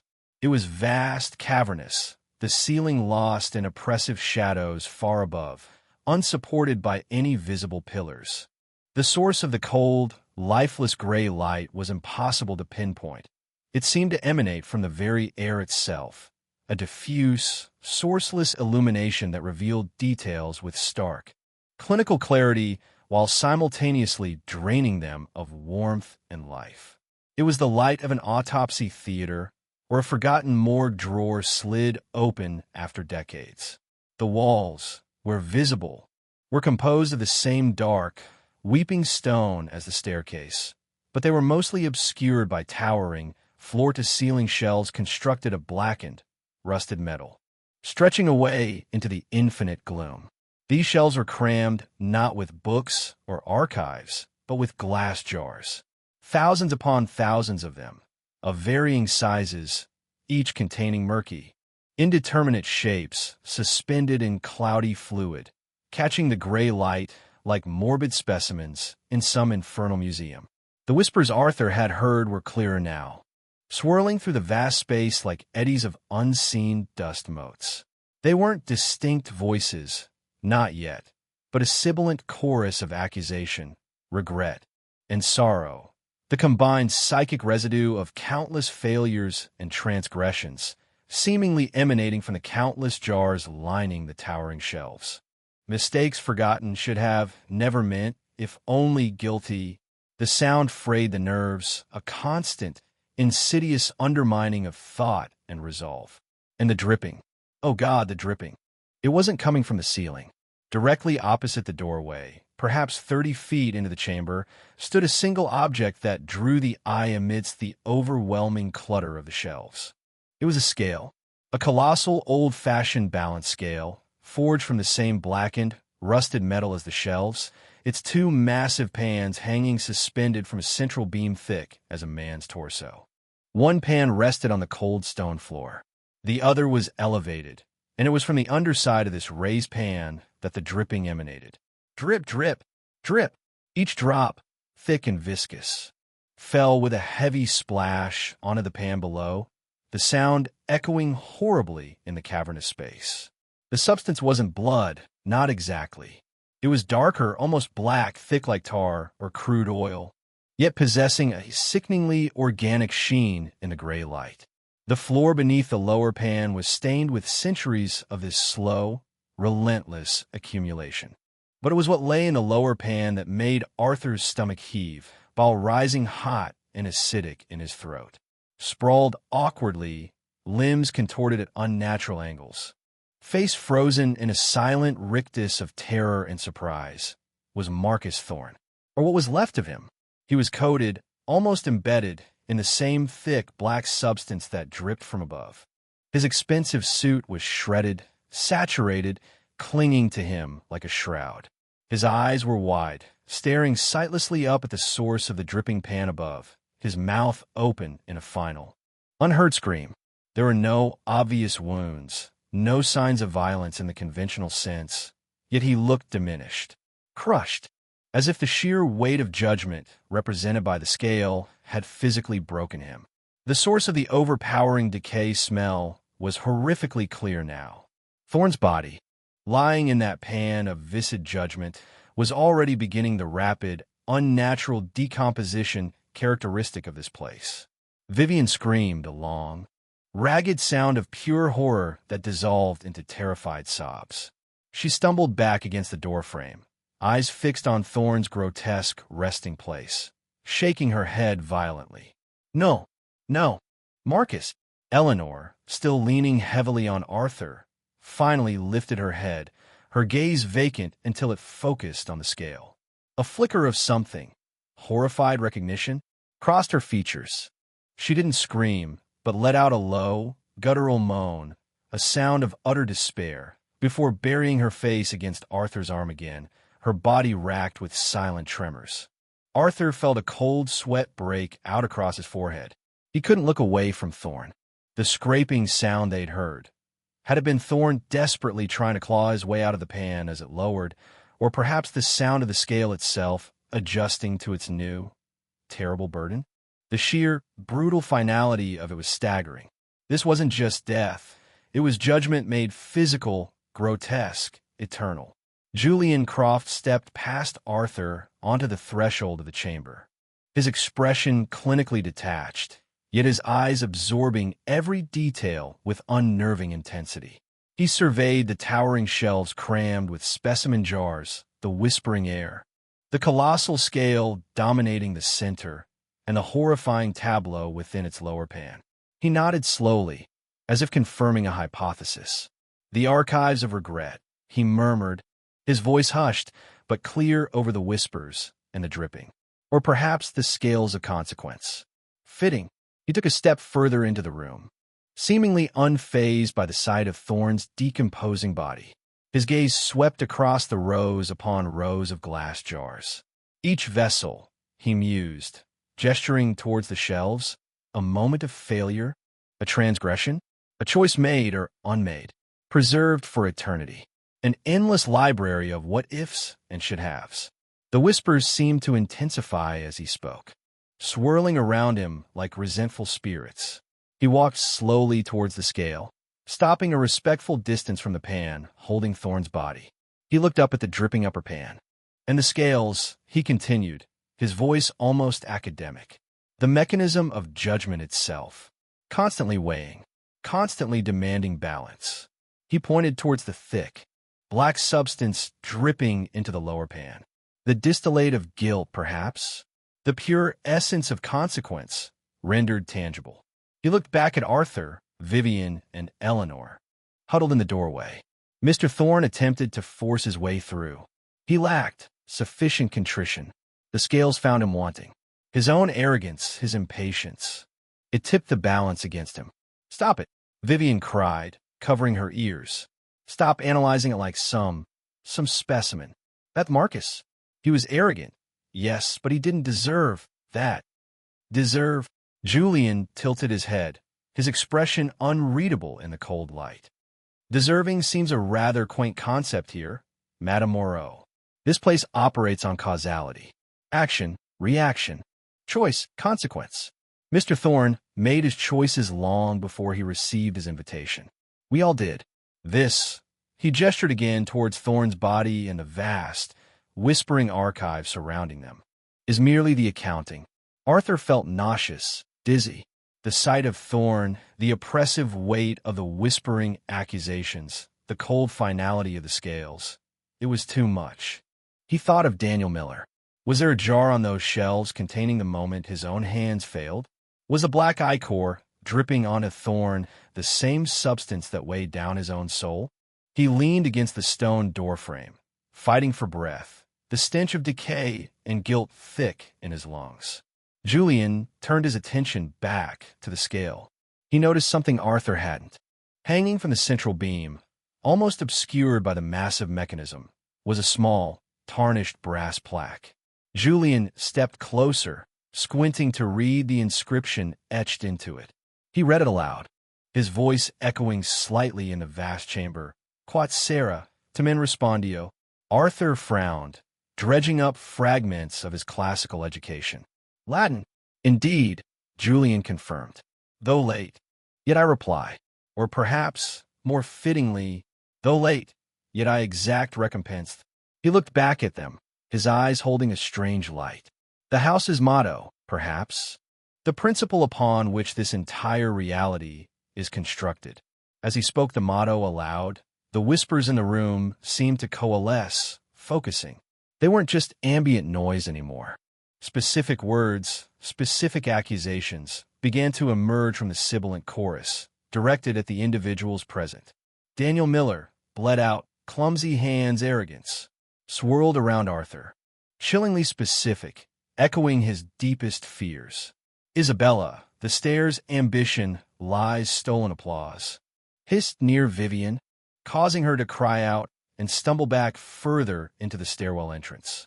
George, the pills too much, burden, release murder, whispered venomously around Eleanor, who responded with a fresh wave of hysterical sobbing. Even Julian wasn't immune. A different set of whispers seemed to cling to him, colder, sharper. The canvas, the blood sacrifice, obsession, beautiful decay. Arthur couldn't grasp their full meaning, but they hinted at a darkness in Julian perhaps deeper and more deliberate than their own failings. Julian acknowledged them only with a slight tightening of his lips, his gaze remaining fixed on the scales. The personalized nature of the whispers, coupled with the horrifying spectacle of the scales, created an almost unbearable psychic pressure. This room wasn't just a repository of past sins. It was an active instrument of torment, forcing them to confront the specific weights on their souls. "We have to get out of this room," Arthur choked out, pushing himself away from the doorframe. There must be another way out. He scanned the vast, shadowy chamber, searching for another door. Another passage amidst the towering shelves of bottled regret. Julian followed his gaze. Perhaps, he conceded, but passage likely requires balance. He looked pointedly at the scales, at the single-occupied pan weighing down one side. The motto implies recompense. A price paid. Mr. Thorne paid his. We confessed ours, partially, to open the door in. What must we do to open the door out? His gaze drifted towards the elevated pan, the one still dripping its black ichor onto Thorne below. It hung empty, waiting. Waiting for what? Another offering? Another confession made tangible? Or something more? The whispers swirled. The dripping continued its relentless rhythm, and the cold gray light illuminated the archives of regret with pitiless clarity. They had passed one threshold by confronting their guilt, only to find themselves in the very chamber where consequences were measured and fates were sealed. The path forward remained terrifyingly unclear, but the scales hung before them, a silent, dreadful invitation to balance the books. Chapter 4. Echoes of the Damned. Julian Croft's words, "Passage likely requires balance," hung in the cold, whispering air, heavy with dreadful implication. Balance. Achieved how? By adding another weight to the horrifying scales? By somehow lessening the burden of consequence that pinned Marcus Thorne into his decomposing eternity? Arthur stared at the elevated, empty pan dripping its slow, black poison onto his former companion. The thought of interacting with that obscene mechanism, of participating further in this house's grotesque system of judgment, was repellent. Yet, the alternative, remaining trapped in this echoing archive, surrounded by the physical manifestations of countless regrets, breathing the stench of decay while accusatory whispers gnawed at his sanity, was equally unthinkable. Vivian seemed incapable of processing Julian's detached analysis. She remained pressed against the rough stone of the doorway, her eyes still locked on Thorne's body, tears carving clean paths through the grime and makeup on her face. "Balance," she repeated. "Any way out?" Eleanor had subsided into a state of near-complete collapse, slumped against Arthur's side, her face hidden, her breathing shallow and ragged. The whispers continued to swirl around her. "George, the pills, release," but she seemed almost beyond hearing them now, retreating into some inner darkness where the accusations couldn't reach, or perhaps where they had already taken root completely. Arthur felt a surge of protective pity, even amidst his own rising panic. She was broken, utterly broken by this place, by the confrontation with a truth she had perhaps hidden even from herself for years. Climbing in seams counterintuitive, Julian observed calmly, his gaze fixed on the dripping upper pan. The scales demand equilibrium. Adding more weight to the guilty side wouldn't achieve that. It seeks recompense, perhaps an offering of genuine remorse, something tangible. He tilted his head, considering the vast library of jars surrounding them. Or perhaps the counterweight isn't something we possess, but something contained here, within the archives? His gaze swept across the shelves again, lingering on certain sections shrouded in deeper shadow. A specific regret, acknowledged and accepted, a sin confronted and understood. Arthur couldn't bear Julian's speculative detachment. "We don't have time for your philosophical riddles, Croft," he retorted, pushing himself fully into the chamber, away from the relative safety of the doorway. His eyes scanned the towering walls of jars, desperately searching for any break in the shelves, any hint of another exit. The vastness of the chamber was disorienting, the uniform gray light making distances deceptive. Far across the chamber, almost lost in the gloomy expanse, he thought he saw it, a subtle difference in the texture of the stone wall between two towering racks of shelves. It wasn't clearly a door, more like a slightly recessed section, darker than the surrounding stone. An optical illusion? Wishful thinking? Or a genuine possibility? "There," he said, pointing, his voice tight with desperate hope. "Across the room, between those shelves. Is that another way out?" Julian followed his pointed finger, his expression thoughtful. "Possibly," he conceded, "though in a place like this, apparent exits can often lead to deeper chambers. Doors rarely offer simple egress here." He turned his attention back towards the scale. However, ignoring the central mechanism seems unwise. It dominates the room for a reason. It's the focal point, the test. He took a cautious step closer to the scale, his eyes narrowed, studying the thick, black substance dripping from the upper pan and coating Thorne below. This substance, the distillate of guilt, observe how it pools around Mr. Thorne. It almost seems drawn to him, or perhaps absorbed by him. He crouched slightly, peering intently at the lower pan, seemingly oblivious to the horror of its occupant. Fascinating. It's not merely dripping onto him. It appears to be integrating. Arthur felt his stomach churn again at the implication. Integrating?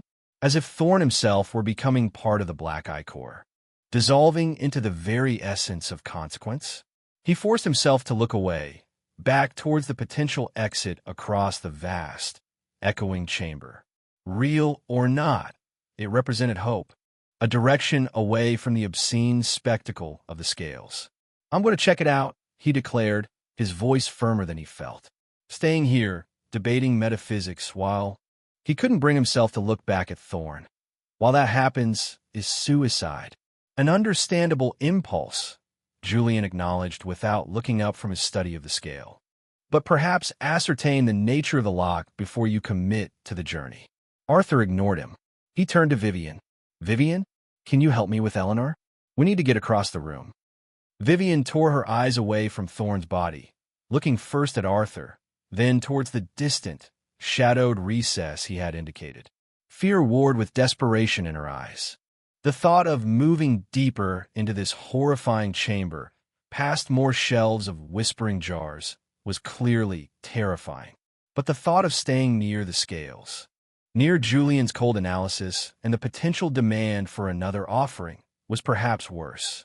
She nodded numbly, wiping uselessly at her tear-streaked face with a trembling hand. "All right," she whispered. "Anything. Just away from this." Together, they managed to get Eleanor partially upright. She was barely responsive, her legs unsteady, leaning almost all her weight on them. It was going to be a slow, agonizing journey across the stone floor, navigating between the towering shelves, the whispers swirling around them like unseen predators. Arthur took Eleanor's other arm, Vivian supporting her from the opposite side. They began to move, shuffling slowly away from the doorway, away from the scales, deeper into the archives of regret.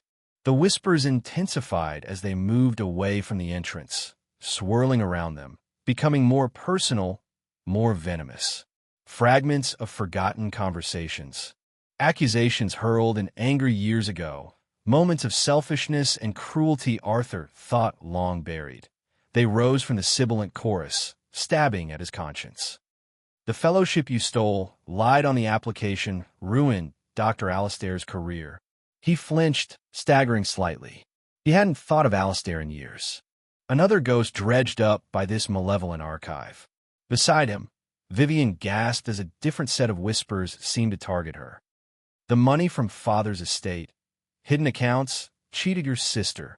She shook her head violently, trying to block them out.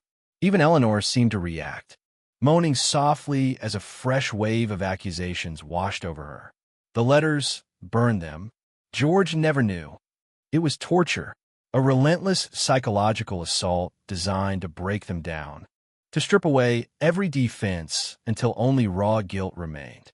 Yet, the faint hope of the doorway ahead kept Arthur moving, putting one foot in front of the other, dragging Eleanor's dead weight, ignoring the icy tendrils of accusation coiling around his mind. They passed shelf after towering shelf, the jars filled with their murky, preserved regrets seeming to watch them with unseen eyes. Arthur risked a glance back.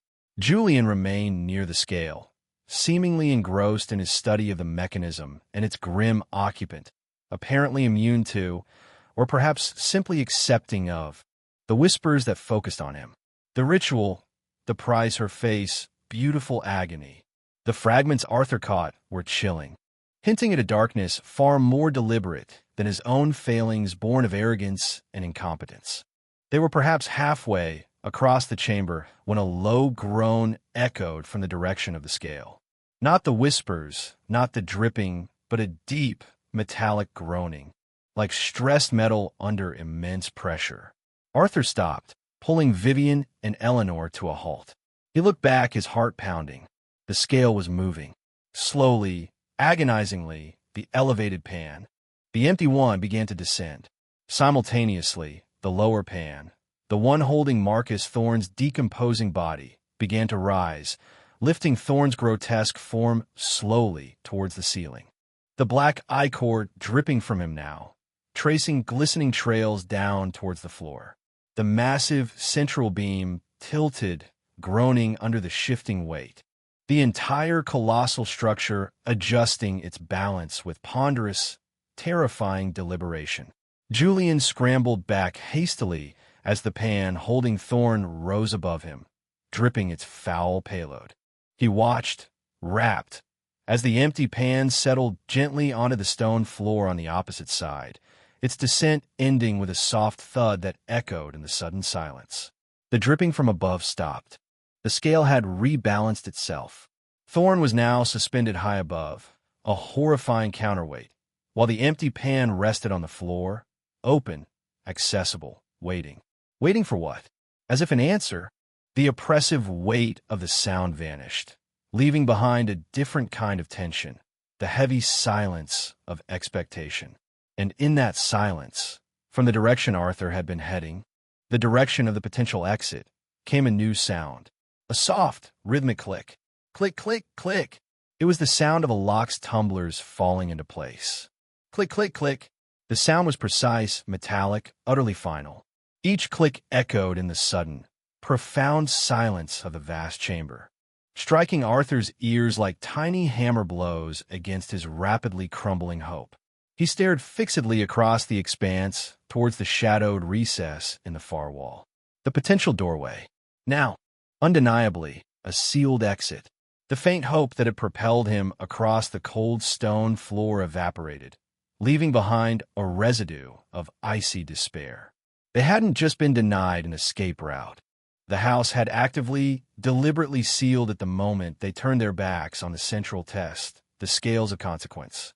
No, Vivian breathed beside him, her voice hollow. The fight seemed to drain out of her, replaced by a slack-jawed numbness. It locked. Did you hear it? It locked. She wasn't speaking to Arthur, but to the indifferent, whispering void that had just fallen silent. Her brief surge of desperate action guttered out like a cheap candle in a gale. Eleanor remained a dead weight between them, oblivious to the clicking tumblers, lost in her own internal abyss. The cessation of the whispers seemed to have had no effect on her, her catatonia a shield against the shifting torments of the room. Arthur looked back towards the scales, towards Julian Croft, who was now slowly approaching them, his steps measured on the stone floor. Julian's expression was calm, perhaps even vindicated. As I suspected, Julian said, his voice quiet but carrying easily in the unnerving silence. The house requires engagement with its core precepts. Attempting to bypass the lesson, Doctor, merely reinforces the walls of the classroom. He stopped a few feet away, his gaze sweeping over their small, defeated group before returning to the now rebalanced scales. The mechanism has reset. Thorn's account has been elevated. Archived, perhaps. He gestured towards a dripping figure suspended high above. And now, the lower pan awaits. Awaits what? Arthur demanded, his voice rough with frustration and fear. Another victim? Does one of us have to climb in there to unlock that door? He gestured wildly towards the now sealed exit. Unlikely, Julian mused, stroking his chin thoughtfully. Crude sacrifice seems inefficient. This place deals in specific weights, specific measures. Consequences, not mere bodies. He walked back toward the scale, circling the massive base, his eyes scanning the mechanism, the floor, the newly descended pan resting innocuously on the stained stone. The whispers have ceased, he observed. Perhaps direct accusation is no longer necessary. The evidence, he glanced up at Thorn, then around at the countless jars, has been presented. The instrument of judgment. He patted the cool metal of the descended pan. Is prepared. Now it requires input. Input, Vivian echoed faintly, still sounding numb. What kind of input? Julian's gaze drifted back towards the towering shelves, towards the infinite library of bottled regret. Balance, he repeated softly. Recompense. Thorn represented, let us speculate, unbridled ambition, ruthlessness, perhaps a crushing disregard for others in his pursuit of wealth. A heavy burden. He looked at the pan resting on the floor. What balances such a weight? Not simple remorse, perhaps. Perhaps a corresponding act of profound sacrifice? or the acknowledgement of an equivalent transgression. He looked directly at Arthur, then Vivian. Our confessions opened the first door. They acknowledged our presence on the scales ledger. But perhaps exiting requires a deeper settlement of accounts. Arthur felt a wave of revulsion. Was Julian suggesting they needed to find some sin within the archives, perhaps even confess another, deeper, darker secret, to somehow appease this infernal machine? The thought of deliberately dredging through his past for more self-flagellation, or worse, exposing Vivian or the broken Eleanor further, felt like collaborating with their tormentor. There has to be another way, Arthur insisted, though his voice lacked conviction. He scanned the chamber again, desperately. Maybe the lock is temporary? Maybe if we just wait. Wait? Julian raised an eyebrow. For what? For decomposition to advance further. He nodded subtly towards Thorn. For the substance to accumulate again? For the doughy mass in the dining room to find another way through? Tom does not seem to be on our side, Doctor. And patience is rarely rewarded in places built on the urgency of unpaid debts. He turned back to the shelves, running his hand along the cool glass of the nearest jars, their murky contents shifting slightly within. Think, Doctor. Think, Madame Moreau. The house responds to specific stimuli. Your wine, Madame Moreau. The bluebells, Doctor. Eleanor's locket. Thorn's fate triggered by his own impatience, and perhaps a specific, unrecognized memory linked to the food. Our confessions. The mechanisms react to us, to our specific histories. He stopped, his fingers resting on one particular jar, slightly larger than its neighbors, filled with a fluid so dark the contents were completely obscured.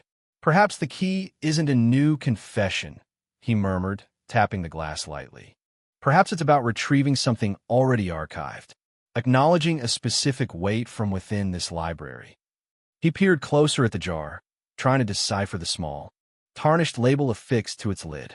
The labeling system is archaic, almost illegible.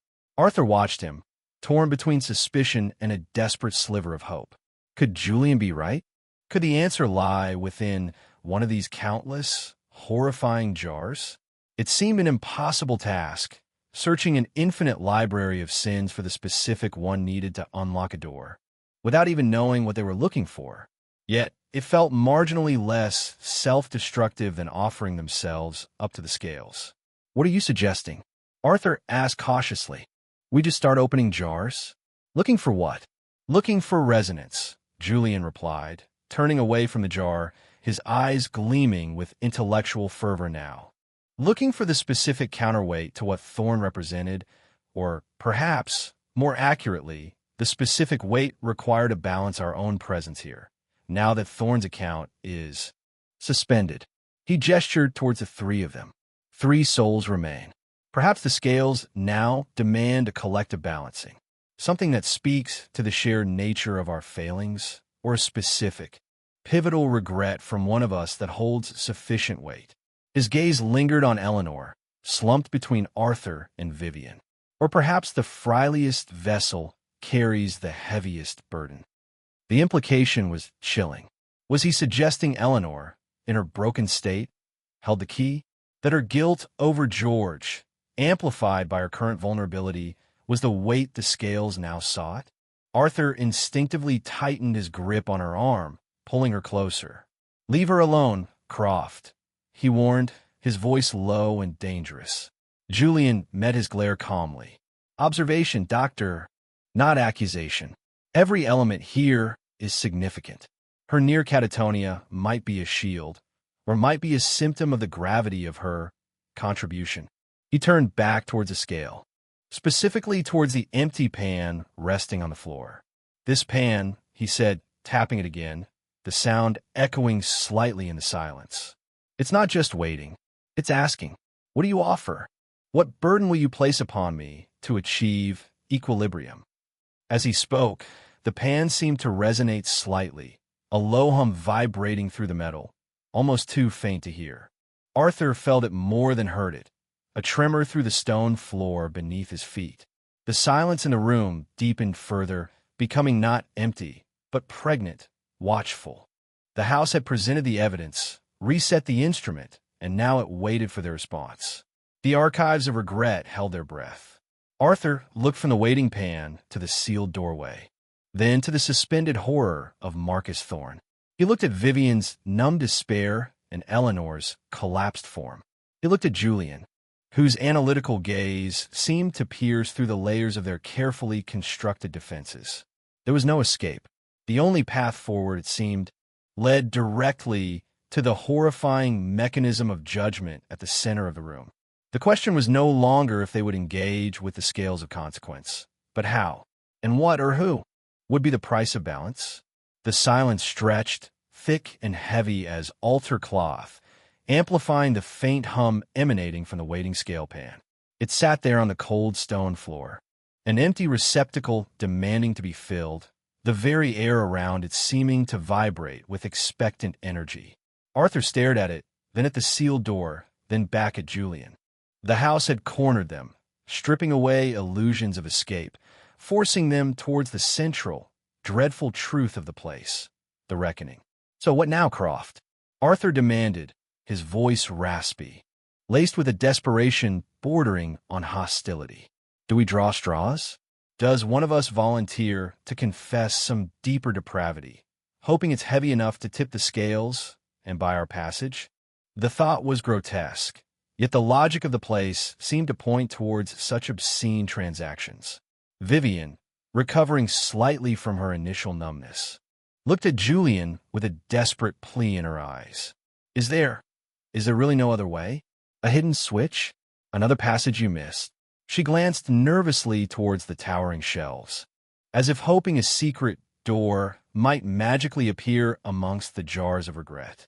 "I assure you, Madame Moreau, my assessment of this chamber is thorough, if preliminary," Julian replied, his gaze sweeping the room again, dismissive of hidden switches. "The architecture of consequence is rarely circumvented by simple mechanics."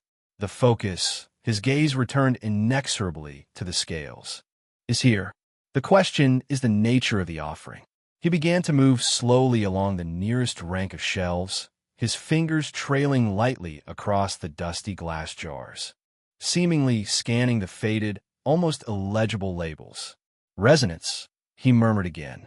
"There must be a connection, something that links our specific burdens to the mechanism's requirement for equilibrium." Arthur watched him, deeply suspicious.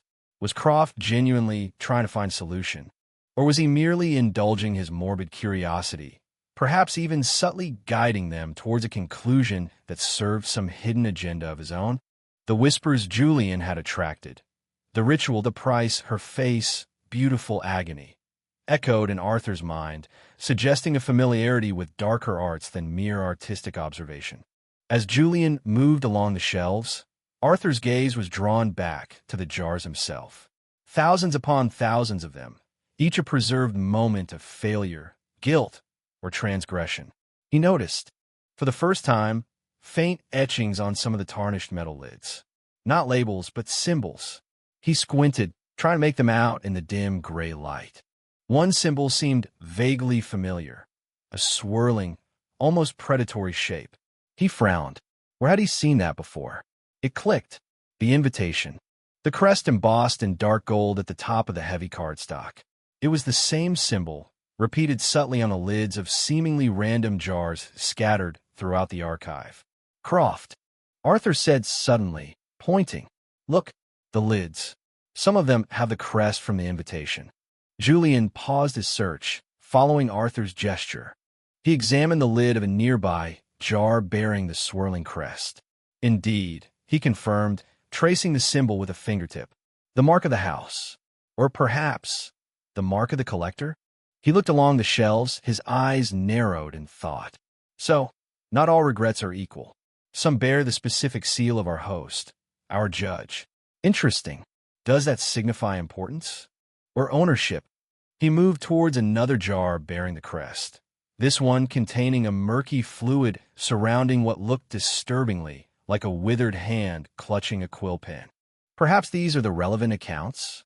While Julian pondered the significance of the crest, Vivian let out a small gasp, pointing towards a different section of shelves across the aisle. "Look there," she whispered, her voice trembling. "Those jars, they're different." Arthur followed her gaze. In one shadowed alcove, amidst the uniform glass containers, was a small collection of jars crafted not from glass, but from what looked like dark, smoky quartz. They seemed to absorb the gray light rather than reflect it, and the shapes suspended within were even more indistinct, like solidified shadows. But what caught Vivian's attention was the faint, silvery inscription etched directly onto the quartz itself, visible only when the light caught it just right. It wasn't a label, but a date, October 31st, 19. The last two digits were obscured by shadow and grime, impossible to read from their distance. Below the date was a single, chillingly familiar word, Blackwood. Blackwood! Arthur breathed. The name of the manor itself, tied to a specific date, Halloween, decades ago. What happened here on that date? And why was it preserved in these unique, shadowy vessels? As they contemplated this new mystery, a low moan escaped from Eleanor Vance. She stirred weakly between Arthur and Vivian, her head moving slightly, lolling against Arthur's shoulder. Her eyes fluttered open, but they were unfocused, clouded, seeing something other than the horrifying archive around them. "George," she mumbled, her voice thick, slurred. So cold, always so cold. Her voice, though weak, seemed to resonate in the silent chamber. The low hum from the empty scale pan on the floor instantly intensified, becoming a distinct, pulsing vibration that traveled through the stone under their feet. The pan itself began to glow faintly with a cold, internal luminescence, similar to the gray light filling the room, but concentrated, brighter. "Eleanor," Arthur said gently, startled by her sudden semi-lucidity and the scale's immediate reaction. "Mrs. Vance, can you hear me?" She didn't respond to him. Her gaze remained distant, fixed on some internal landscape of memory. "The letter," she murmured, her brow furrowing slightly. "Shouldn't have. Burned it. He never knew about."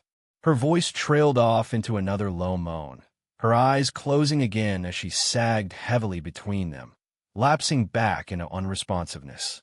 But the scale continued to react.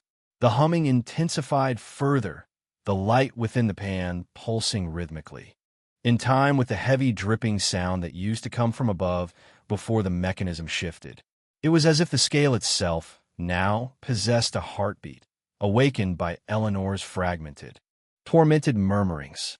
Julian spun around from the shelves, his eyes wide, fixed on the glowing, humming pan.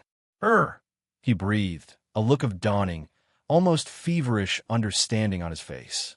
"It is her, not just the pills for George. Something else, something deeper. The letter she burned. What was in it?" He took a step towards Eleanor, his usual detachment replaced by urgent curiosity. "Mrs. Vance, wouldn't George know?" Arthur instinctively stepped in front of Eleanor, shielding her from Julian's intense scrutiny. "Get away from her, Croft," he snarled. "Whatever secrets she has, they're not fodder for your sick analysis or bargaining chips for this damn house. Don't you understand, Doctor?" Julian countered impatiently, gesturing towards the pulsing scale pan. "The mechanism responds to her, to that specific, unconfessed secret. That letter, that is the weight it requires. Not her body, perhaps, but the truth she destroyed. The consequence she tried to erase." He looked wildly around the archive. Where would it be? A burned letter, reduced to ash. But perhaps its essence, its regret, is preserved. His gaze fixed on the unique quartz jars marked Blackwood. Or perhaps it's connected to that date, to the history of this place. The scale pan pulsed brighter, the humming reaching a pitch that set Arthur's teeth on edge. It was clearly demanding something specific, something tied irrevocably to Eleanor Vance and the secret she carried, the secret she had tried to obliterate with fire. The path forward was becoming terrifyingly clear. They needed to uncover the truth of the burned letter, a truth Eleanor herself might not fully comprehend or be able to articulate. And the answer, Julian seemed convinced, lay somewhere within this horrifying library of souls, possibly connected to the manor's own dark history inscribed on those shadowy quartz jars. The scale waited, pulsing, demanding its due. The reckoning required not just confession, but revelation. The glowing, humming scale pan dominated the vast, silent chamber. Its rhythmic pulse a terrifying counterpoint to the suspended horror of Marcus Thorne above. It was an altar awaiting its sacrifice, but the required offering wasn't blood or flesh, but truth, a specific buried truth tied to Eleanor Vance and the secret she'd tried to incinerate. Julian Croft, energized by this revelation, turned his sharp gaze towards a shadowed alcove holding the unique quartz jars. There, he declared, pointing decisively towards the dark, smoky vessels. The Blackwood jars. Her secret isn't merely personal. It's intertwined with this place, with whatever happened here on that Halloween night. His eyes gleamed with the fervor of a scholar deciphering a lost, malignant text. The letter she burned, it must be connected. We need to find the right jar. Arthur hesitated, his mistrust of Julian warring with the undeniable reaction of the scale to Eleanor's words. Looking at the broken woman leaning against him, then at the pulsing pan demanding its due. He saw no other path. Retreat was impossible, stasis unbearable. All right, he conceded grimly, adjusting his grip on Eleanor. Vivian, let's go. Carefully, leaving Julian near the scale. Arthur and Vivian cautiously approached the alcove containing the quartz jars, supporting Eleanor between them. As they drew nearer, the air around these specific shelves grew noticeably colder, the ambient gray light seeming to dim further, absorbed by the smoky quartz.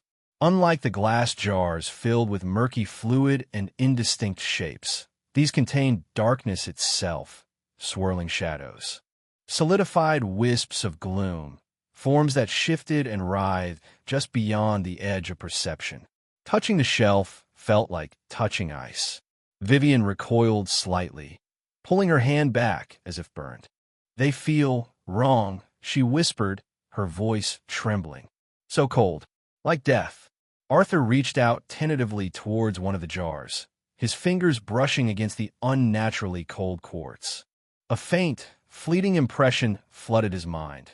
Not a sight or sound, but a feeling, suffocating panic, the smell of damp earth, and the taste of bitter ashes. He snatched his hand back, disturbed. They hold more than just regret, he murmured. They hold sensations, experiences. Julian called out from near the scale, his voice sharp. Look for the date.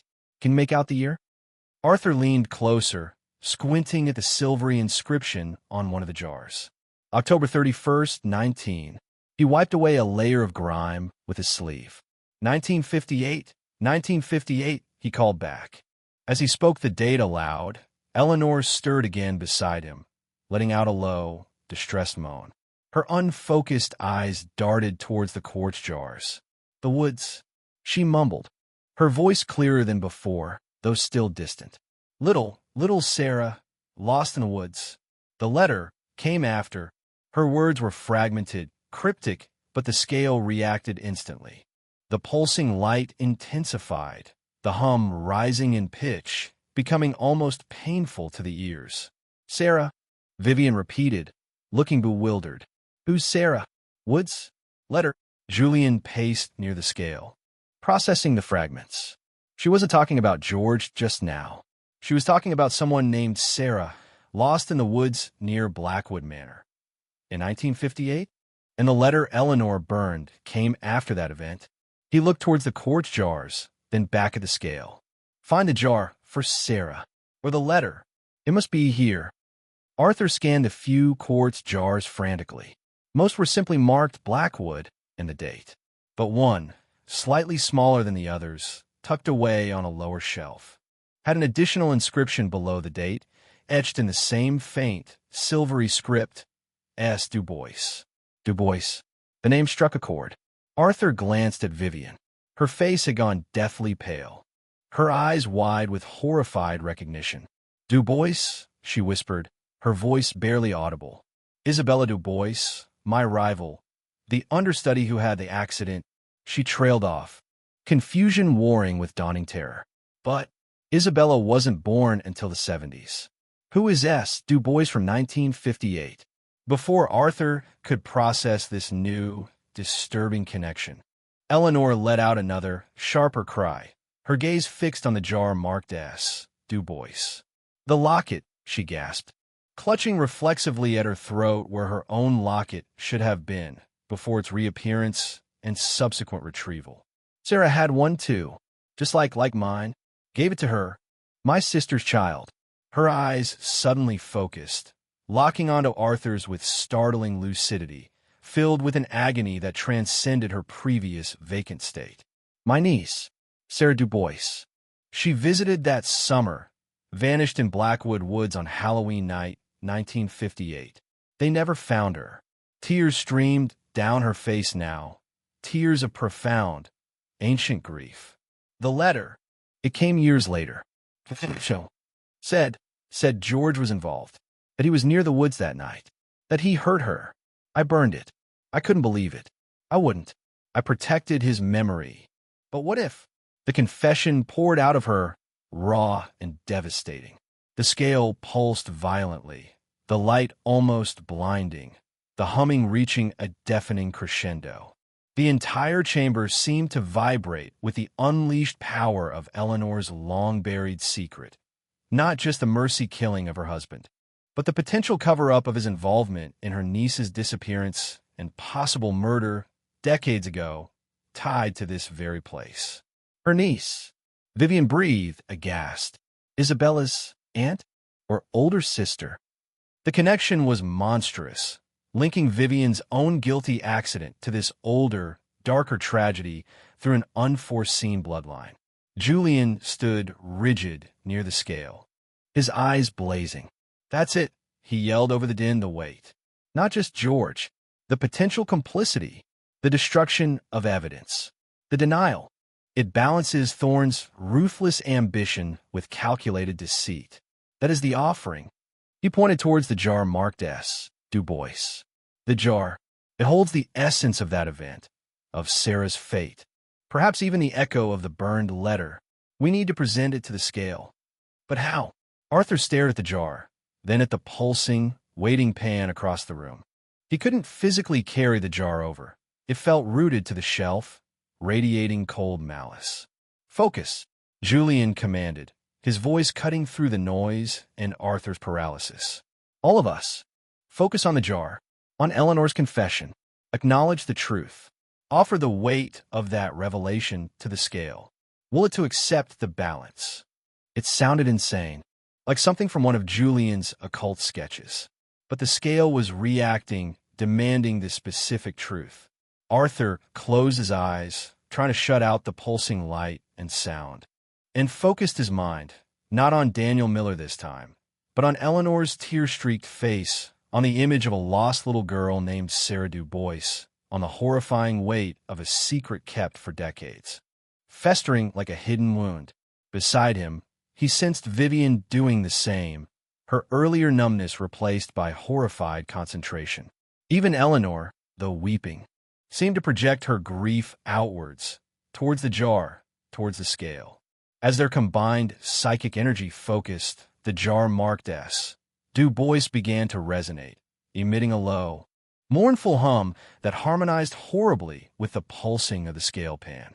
The shadowy form within the quartz seemed to swirl, coalesce, taking on a fleeting, indistinct shape, perhaps a child's frightened face, perhaps the texture of brittle, burned paper. The pulsing light from the scale pan flared one last time, reaching an unbearable intensity, then abruptly subsided. The deafening hum cut off, plunging the chamber back into near silence, broken only by Eleanor's heartbroken sobs and the distant, almost forgotten sound of Marcus Thorne's body gently swaying high above. The pan on the floor stopped glowing. It sat inert once more, and across the room, with a deep, resonant clunk, the tumblers in the lock of the sealed doorway audibly retracted. The path forward was open. Balance, it seemed, had been achieved, but the price had been the utter devastation of Eleanor Vance. The unearthing of a decades-old tragedy, and the chilling confirmation of Blackwood Manor's role as a crucible of consequence, forever linking their fates to the echoes of the damned. Chapter 5. The Final Course. The clunk of the retracting lock echoed, loud and final, in the suddenly subdued chamber. The oppressive hum from the scale pan ceased, the blinding light faded, leaving only the cold, sourceless gray illumination and the profound silence, broken now only by Eleanor Vance's ragged, heartbroken sobs. She slumped heavily between Arthur and Vivian, utterly spent, the devastating weight of her long-held secret finally discharged, offered up as payment to the infernal machine. Arthur felt drained, hollowed out by the psychic exertion and sheer horror of the revelation. Sarah Du Bois, Eleanor's niece, vanished here, possibly at the hands of the husband Eleanor later euthanized, a truth she had destroyed and denied for decades.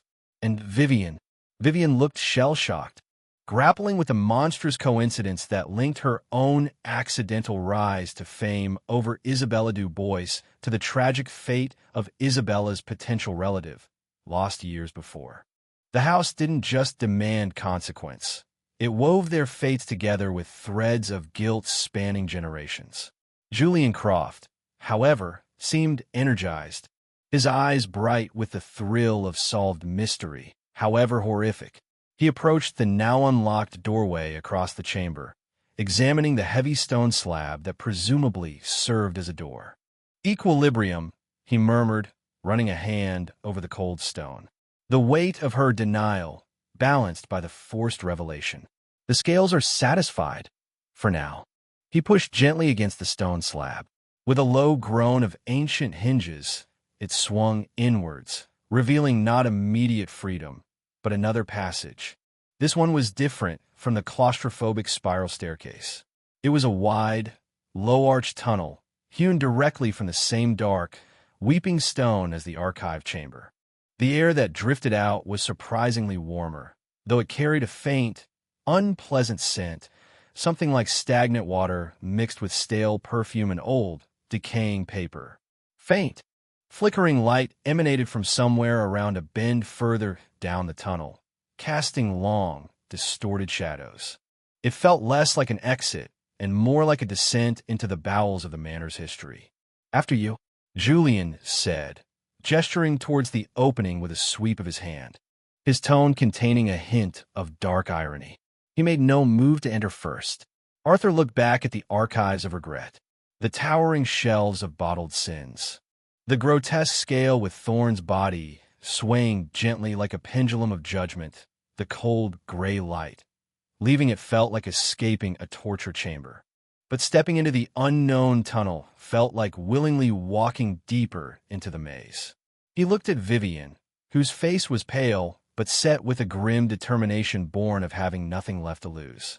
Then he looked at Eleanor, barely conscious, mumbling incoherently about Sarah and George. They couldn't stay here. "All right," Arthur said, his voice heavy. "Vivian, help me." Together, they maneuvered the near catatonic Eleanor towards the opening. Supporting her weight, they stepped over the threshold, leaving the vast chamber of judgment behind them. The stone slab began to swing shut automatically as soon as they cleared it, closing with a soft thud that sealed them into the tunnel. Julian slipped through just before it closed completely, joining them in the dim, arched passage. The relative warmth was noticeable after the icy chill of the archives, but the stagnant air felt heavy, oppressive. The flickering light came from wall sconces set at intervals along the tunnel wall, holding thick, sputtering candles similar to those in the dining room, but coated in dust and cobwebs. The tunnel floor was uneven stone, sloping gently downwards. They proceeded slowly, their footsteps echoing slightly in the confined space, Eleanor a dead weight between Arthur and Vivian.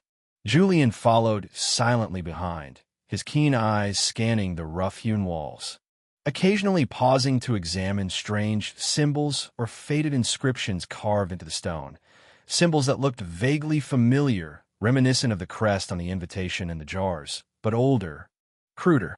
The tunnel curved gradually, the flickering light growing slightly brighter. The unpleasant smell intensified, decay, perfume, damp paper, and something else, something metallic like old, dried blood. They rounded a final bend, and the tunnel opened into another chamber. This room was smaller than the archives, circular, with a domed ceiling lost in shadow. The walls were lined not with shelves, but with niches, like a catacomb. Each niche held decaying remnants, fragments of clothing, rusted tools, children's toys covered in grime. Moldering books with pages fused together, tarnished silver lockets similar to Eleanor's, the detritus of forgotten lives. Possibly the final possessions of those who had met their end within Blackwood's walls. Perhaps even the victims whose regrets filled the jars next door. The flickering light came from a cluster of crimson candles burning low on a central, circular stone altar. And, seated at the altar, facing away from them, was a figure. Arthur froze, pulling Vivian and Eleanor to a halt.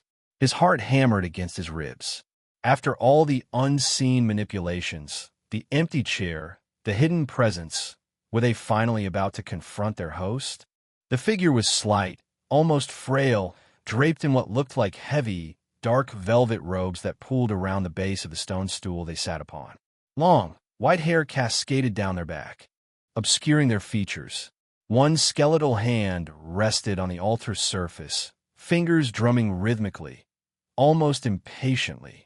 Before Arthur could speak, before he could even process the sight, the figure spoke, their voice a dry, rustling whisper that seemed to stir the dust motes dancing in the candlelight. It was ancient, genderless, yet held a chilling edge of amusement. "Took you long enough," the voice rasped without turning around. "The final course grows cold." Vivian gasped, clutching Arthur's arm. Julian stepped forward slowly, his usual detachment replaced by intense, focused curiosity. "Our host, I presume?" he asked, his voice carefully neutral. The figure chuckled, a dry, rattling sound like skeletal fingers scraping across stone. "Host? Benefactor? Collector? Judge? The title matters little." The figure finally turned, slowly, deliberately. The face that met their gaze was not human. Or perhaps it was human once, but stretched, distorted by time, and something else, something profoundly unnatural. The skin was like translucent parchment pulled taut over sharp cheekbones and a prominent skull. The eyes large, dark, and depthless, radiating an ancient, weary intelligence devoid of warmth or compassion. A faint, mocking smile played on the thin, bloodless lips. It wasn't terrifying in a monstrous way, but in its utter alienness, its cold, calculating detachment. "You have navigated the preliminary courses," the host whispered, its dark eyes sweeping over them, lingering for a moment on Eleanor's slumped form, then on Vivian's terrified face, finally settling on Arthur. The amuse-bouche of arrival, the appetizer of curated memory, the palate cleanser of consequence in the archives. Impressive.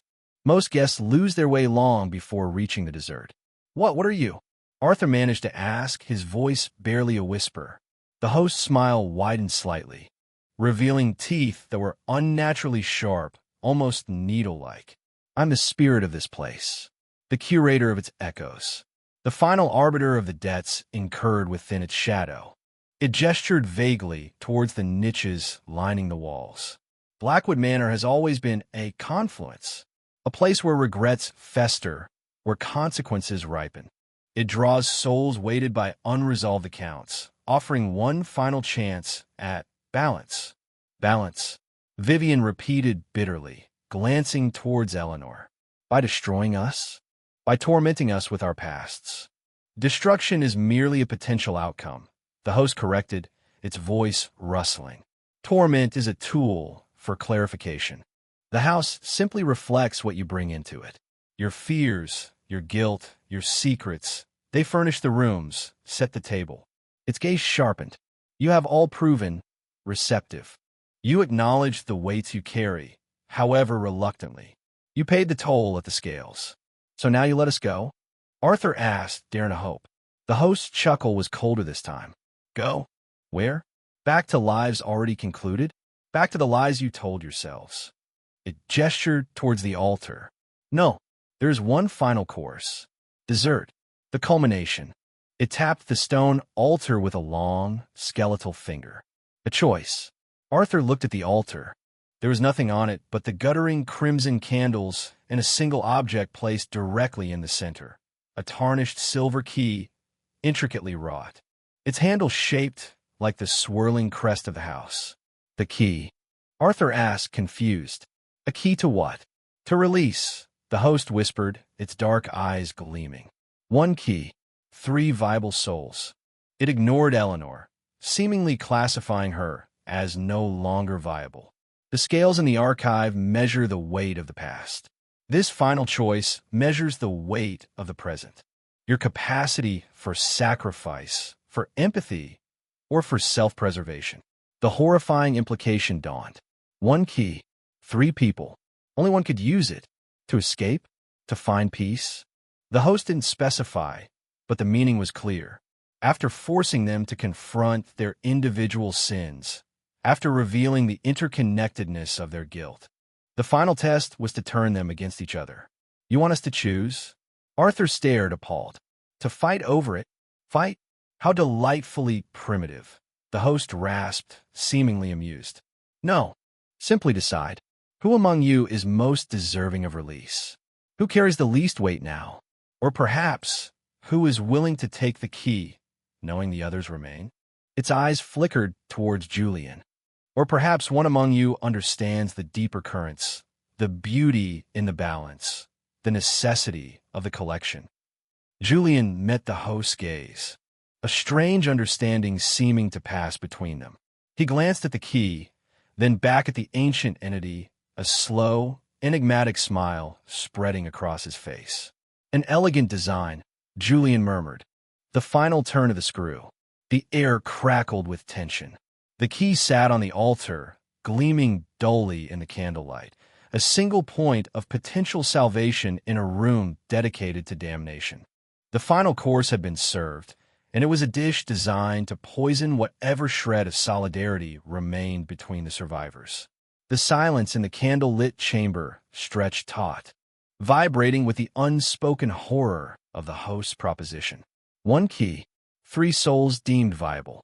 A final, cruel test designed to shatter any remaining bonds forged in the crucible of shared terror. Arthur stared at the tarnished silver key resting on the altar, its intricate crest seeming to mock them with its promise of elusive release. Release in a what? Freedom? Or with just a different, perhaps more permanent, role in Blackwood Manor's eternal collection? The host's deliberate ambiguity was as much a part of the torment as the choice itself. Vivian made a choked, incredulous sound. You expect us to choose? She stammered, disbelief warring with rising panic.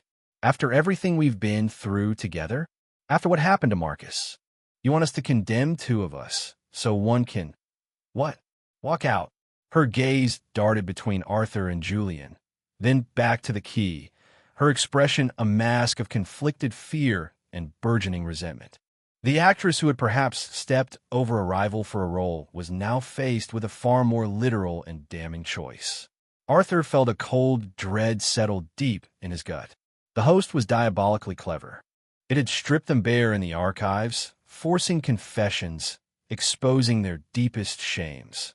Now, it offered a poisoned chalice disguised as salvation, forcing them to enact the very selfishness and disregard for others that had likely weighted their souls and drawn them here in the first place.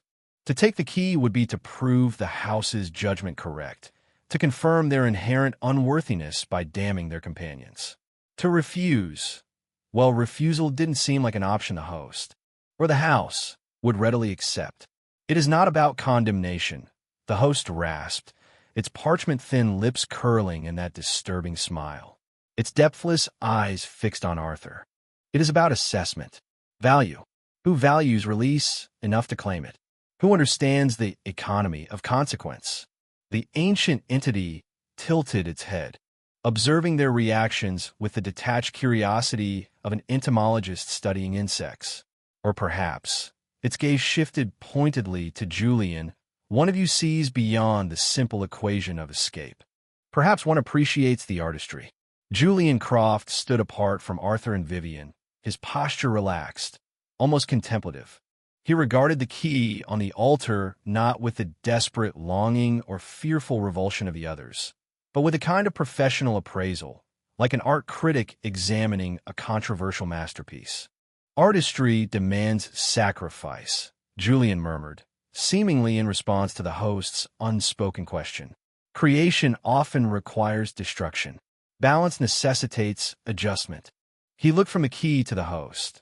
Then his gaze drifted towards the niches filled with the decaying remnants of past lives. The collection is incomplete without understanding the collector's intent. A perceptive guest, the host whispered, a sound like dry leaves skittering across stone. Rare. Arthur felt a surge of anger cut through his fear. Stop talking in riddles, he snapped, turning on Julian. What are you saying? That you approve of this monster? That you understand this nightmare? The whispers Julian had attracted in the archive, ritual, sacrifice, blood, beautiful agony, resonated ominously. Had Julian been drawn here not as a debtor, but as an acolyte? Julian met Arthur's furious glare with infuriating calm. Understanding is not approval, Doctor. It is merely recognition of a pattern, a design. This house, this entity, he gestured towards the host, operates on a ruthless, yet internally consistent, logic. Guilt has weight. Confession has power. Consequence demands balance. It is a closed system, terrifyingly elegant in its cruelty. He looked back at the key, and this final choice, it is the capstone. It forces the ultimate confrontation, not with the house, but with oneself. What are you willing to become to achieve release? I won't do it, Vivian declared suddenly, her voice trembling but firm. She backed away from the altar, shaking her head vehemently. I won't choose. I won't take the key and leave anyone behind. Tears welled in her eyes again, but these felt different, not just tears of fear, but perhaps of genuine remorse. A flicker of defiance against the house's manipulative game. Whatever release it offers, it can't be worth that. She looked at Arthur, a desperate plea for solidarity in her gaze. Arthur felt a grudging respect for her stance, echoing his own revulsion. But his logical mind, the surgeon's mind accustomed to impossible choices, screamed at the futility. Refusal might simply mean they all remained, trapped forever in this hell, or perhaps subjected to some even worse fate dictated by the displeased host. He looked at Eleanor, still slumped against him, oblivious. Could he condemn her, even in her broken state, to remain here? Could he condemn Vivian, who, despite her flaws, was showing a strength he hadn't expected? Could he condemn himself to this? The instinct for self-preservation warred violently with the weight of his guilt and the burgeoning horror of becoming the kind of person who could make such a choice. A noble sentiment, Madame Moreau. The host rustled, its tone dripping with condescending amusement. But ultimately, unproductive. The mechanism requires resolution. Stasis is not an option. It raised its skeletal hand, pointing a long, sharp fingernail towards the key. The offer stands. One key, one release. The choice will be made. As the host spoke, the crimson candles on the altar flickered violently, casting wild shadows that made the figures in the niches seem to writhe. The temperature in the chamber dropped sharply, the earlier warmth evaporating, replaced by the familiar bone-deep chill of the archives. A low groan seemed to emanate from the very stones around them, the house itself growing impatient. Arthur felt the pressure intensifying, squeezing the air from his lungs. The choice had to be made. Vivian wouldn't take it. Eleanor couldn't. That left him and Julian. He looked at Julian, whose gaze was now fixed intently on the key, a strange light dancing in his dark eyes. Was Julian waiting for Arthur to crack, or was he preparing to make his own move? Perhaps, Julian said softly, breaking the unbearable tension. We are misinterpreting the nature of release.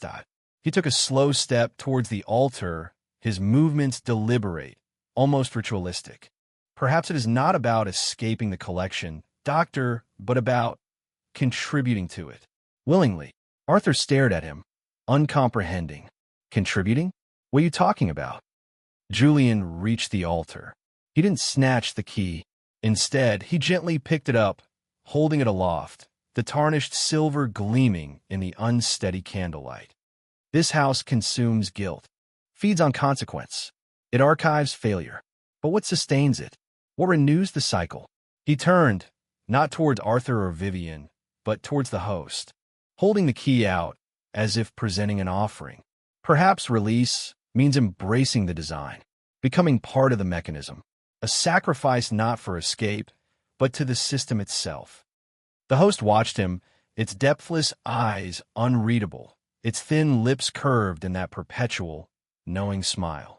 It did not take the key. Julian lowered the key slightly, his gaze sweeping over Arthur, Vivian, and the oblivious Eleanor. 3 souls. 1 key. The host implies a zero-sum game. But what if the key unlocks something else entirely? Not an exit, but an entrance? His eyes fixed on Arthur again, sharp and challenging. What if release is simply the final acknowledgement, the acceptance of one's place within the beautiful decay? He smiled, a genuine, almost ecstatic expression transforming his features, making him look both inspired and utterly mad. I choose understanding, he declared. And before Arthur or Vivian could react, before they could even fully process the terrifying implications of his words, Julian Croft turned the key, not towards some unseen lock in the wall, but towards himself. With a swift, decisive movement, he plunged the sharp, pointed end of the silver key directly into his own chest, just below the sternum. There was no spray of blood, no immediate cry of pain. Instead, a brilliant silver light erupted from the point of impact, momentarily blinding Arthur and Vivian. Julian gasped, his eyes wide, not with pain, but with apparent wonder, or perhaps horror. The silver light pulsed outwards, engulfing him, tracing intricate, glowing patterns across his skin, patterns that mirrored the swirling crest of the house. His body arched back, suspended for a moment in the incandescent glow. Beautiful, Julian breathed, his voice dissolving into the light. Then, as suddenly as it appeared, the light imploded inwards, collapsing into the point where the key had entered. Julian Croft vanished. The key fell from where he had floated, clattering onto the stone altar, lying inert once more beside the guttering candles. Where Julian had stood, only faint, swirling motes of silver light remained, slowly fading into the stagnant air, leaving behind the faint scent of ozone and something else, something like old ink and obsession. Arthur and Vivian stared, stunned into silence, at the empty space where Julian had been moments before. The host watched, its expression unchanged, perhaps even satisfied. Julian hadn't chosen one of them. He hadn't chosen escape. He had chosen integration, sacrifice, transformation. Whatever it was, he was gone, consumed by the house, becoming another echo in its damned collection, perhaps exactly as he, or the house, had intended all along. 2 viable souls remained, and the key still lay on the altar. The final course was not yet finished. The faint, silvery motes that were the last physical traces of Julian Croft slowly dissipated into the stagnant air, leaving behind an unnerving quiet and the lingering scent of ozone and obsession. Arthur and Vivian stared at the empty space, then at the key lying innocuously on the stone altar, their minds struggling to reconcile the bizarre, incandescent self-immolation they had just witnessed. Julian hadn't escaped. He had seemingly dissolved, assimilated, accepted his place within the house's malignant design. What did that make the key? Not a tool for escape, but a conduit for what? Absorption? Annihilation? Becoming another whispering echo in the archives of regret? The host watched them, its ancient, depthless eyes betraying no surprise, only a cold, unwavering patience. The faint, mocking smile remained fixed on its parchment-thin lips. A unique interpretation. It rasped the sound like dry bones shifting in a forgotten crypt. Mr. Croft possessed a rare appreciation for structure, for the elegance of consequence. He chose integration, a valid path within the parameters. It paused, letting the horror sink in. But his choice does not absolve you. The equation is merely simplified. Its gaze swept over Arthur, then Vivian, deliberately excluding the barely conscious Eleanor. Two souls, one key, one release. The offer still stands. The choice must still be made. The pressure, momentarily diffused by the shock of Julian's actions, clamped down again, harder this time. There was no ambiguity now, no philosophical maneuvering, just a stark choice between self-preservation, whatever twisted form release might take, and abandoning the other to this hell. Vivian shook her head, stepping back further from the altar, her eyes wide with renewed horror. "No," she whispered, her voice trembling but resolute. "After seeing that, seeing what it did to Julian, that key, it's not release, it's consumption. It's becoming part of this." She gestured vaguely at the host, the niches, the very air around them. "I won't touch it. I'd rather stay here, whatever that means, than use that thing." Arthur looked at her, seeing the genuine terror, but also the hard-won conviction in her eyes. She meant it. She wouldn't take the key, wouldn't condemn him. Could he do the same? Could he condemn her, and himself, and the oblivious Eleanor, to an eternity trapped within Blackwood Manor's cycle of torment? He thought of Daniel Miller, the weight of that failure still raw within him. He thought of Marcus Thorne, suspended above the scales. He thought of Julian, dissolved into motes of light. This place didn't offer salvation. It offered only judgment and assimilation. Julian's final act wasn't an escape hatch. It was a terrifying glimpse into the key's true function. His gaze fell upon Eleanor. She stirred again, her eyes fluttering open, focusing vaguely on the altar, on the key. A single tear traced a path down her wrinkled cheek. "So bright," she murmured, her voice faint but clear, like Sarah's locket before it got lost in the dark. Her eyes closed again, but the connection she made, however fragmented, struck Arthur. The key, the locket, Sarah, the darkness, it was all part of the same malignant tapestry. He looked at the key, then at the host. Its ancient eyes seemed to hold a flicker of amusement, anticipating his final, inevitable submission to self-interest or despair.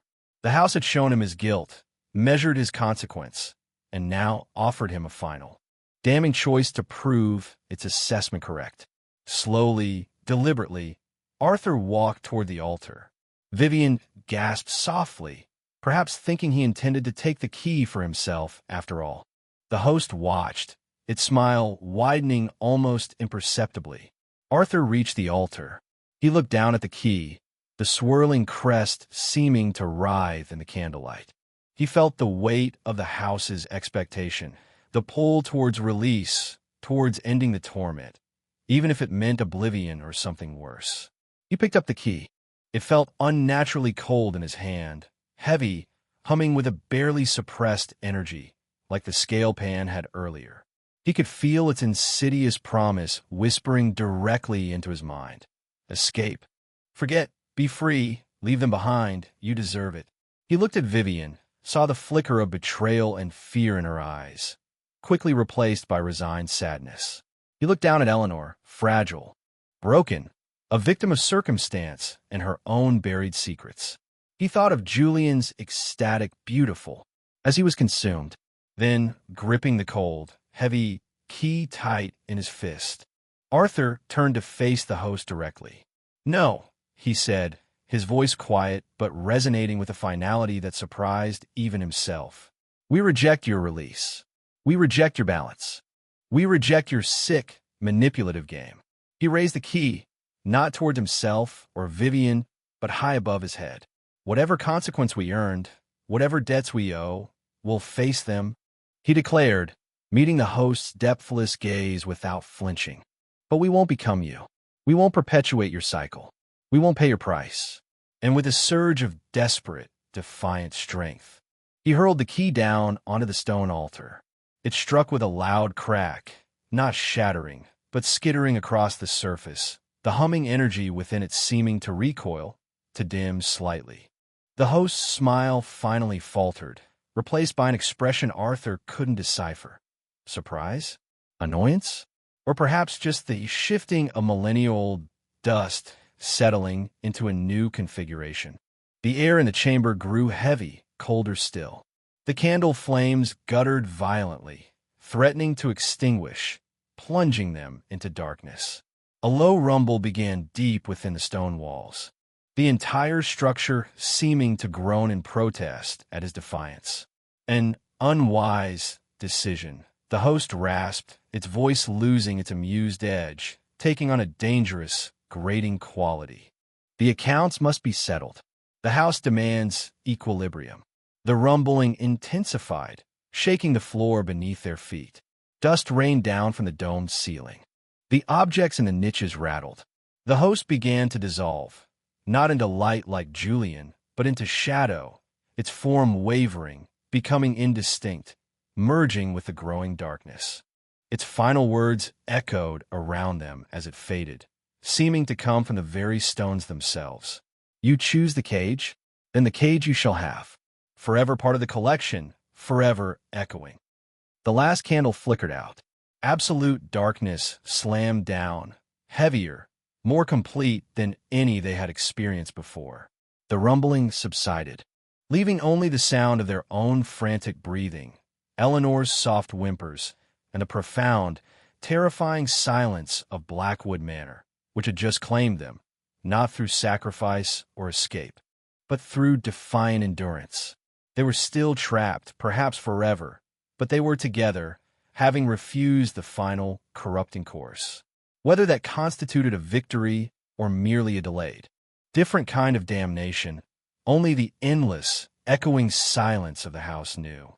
The final page had turned, but the story for Arthur, Vivian, and Eleanor was far from over.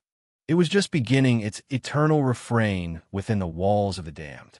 And there the story ends, or perhaps merely pauses, echoing in the haunted halls of Blackwood Manor. What becomes of Arthur, Vivian, and Eleanor? Does defiance earn them a different fate, or simply prolong the torment? The house keeps its secrets well. If this journey into the heart of consequence chilled you, if the whispers of Blackwood Manor linger in your thoughts, then show your support. Hit that like button. Share your theories and reactions in the comments below. I read every single one. And most importantly, subscribe to Eli Nightfall for more full-length horror audiobooks and tales designed to keep you awake long into the night. Click that notification bell so you don't miss the next descent into darkness. Until next time, try not to accept any mysterious dinner invitations.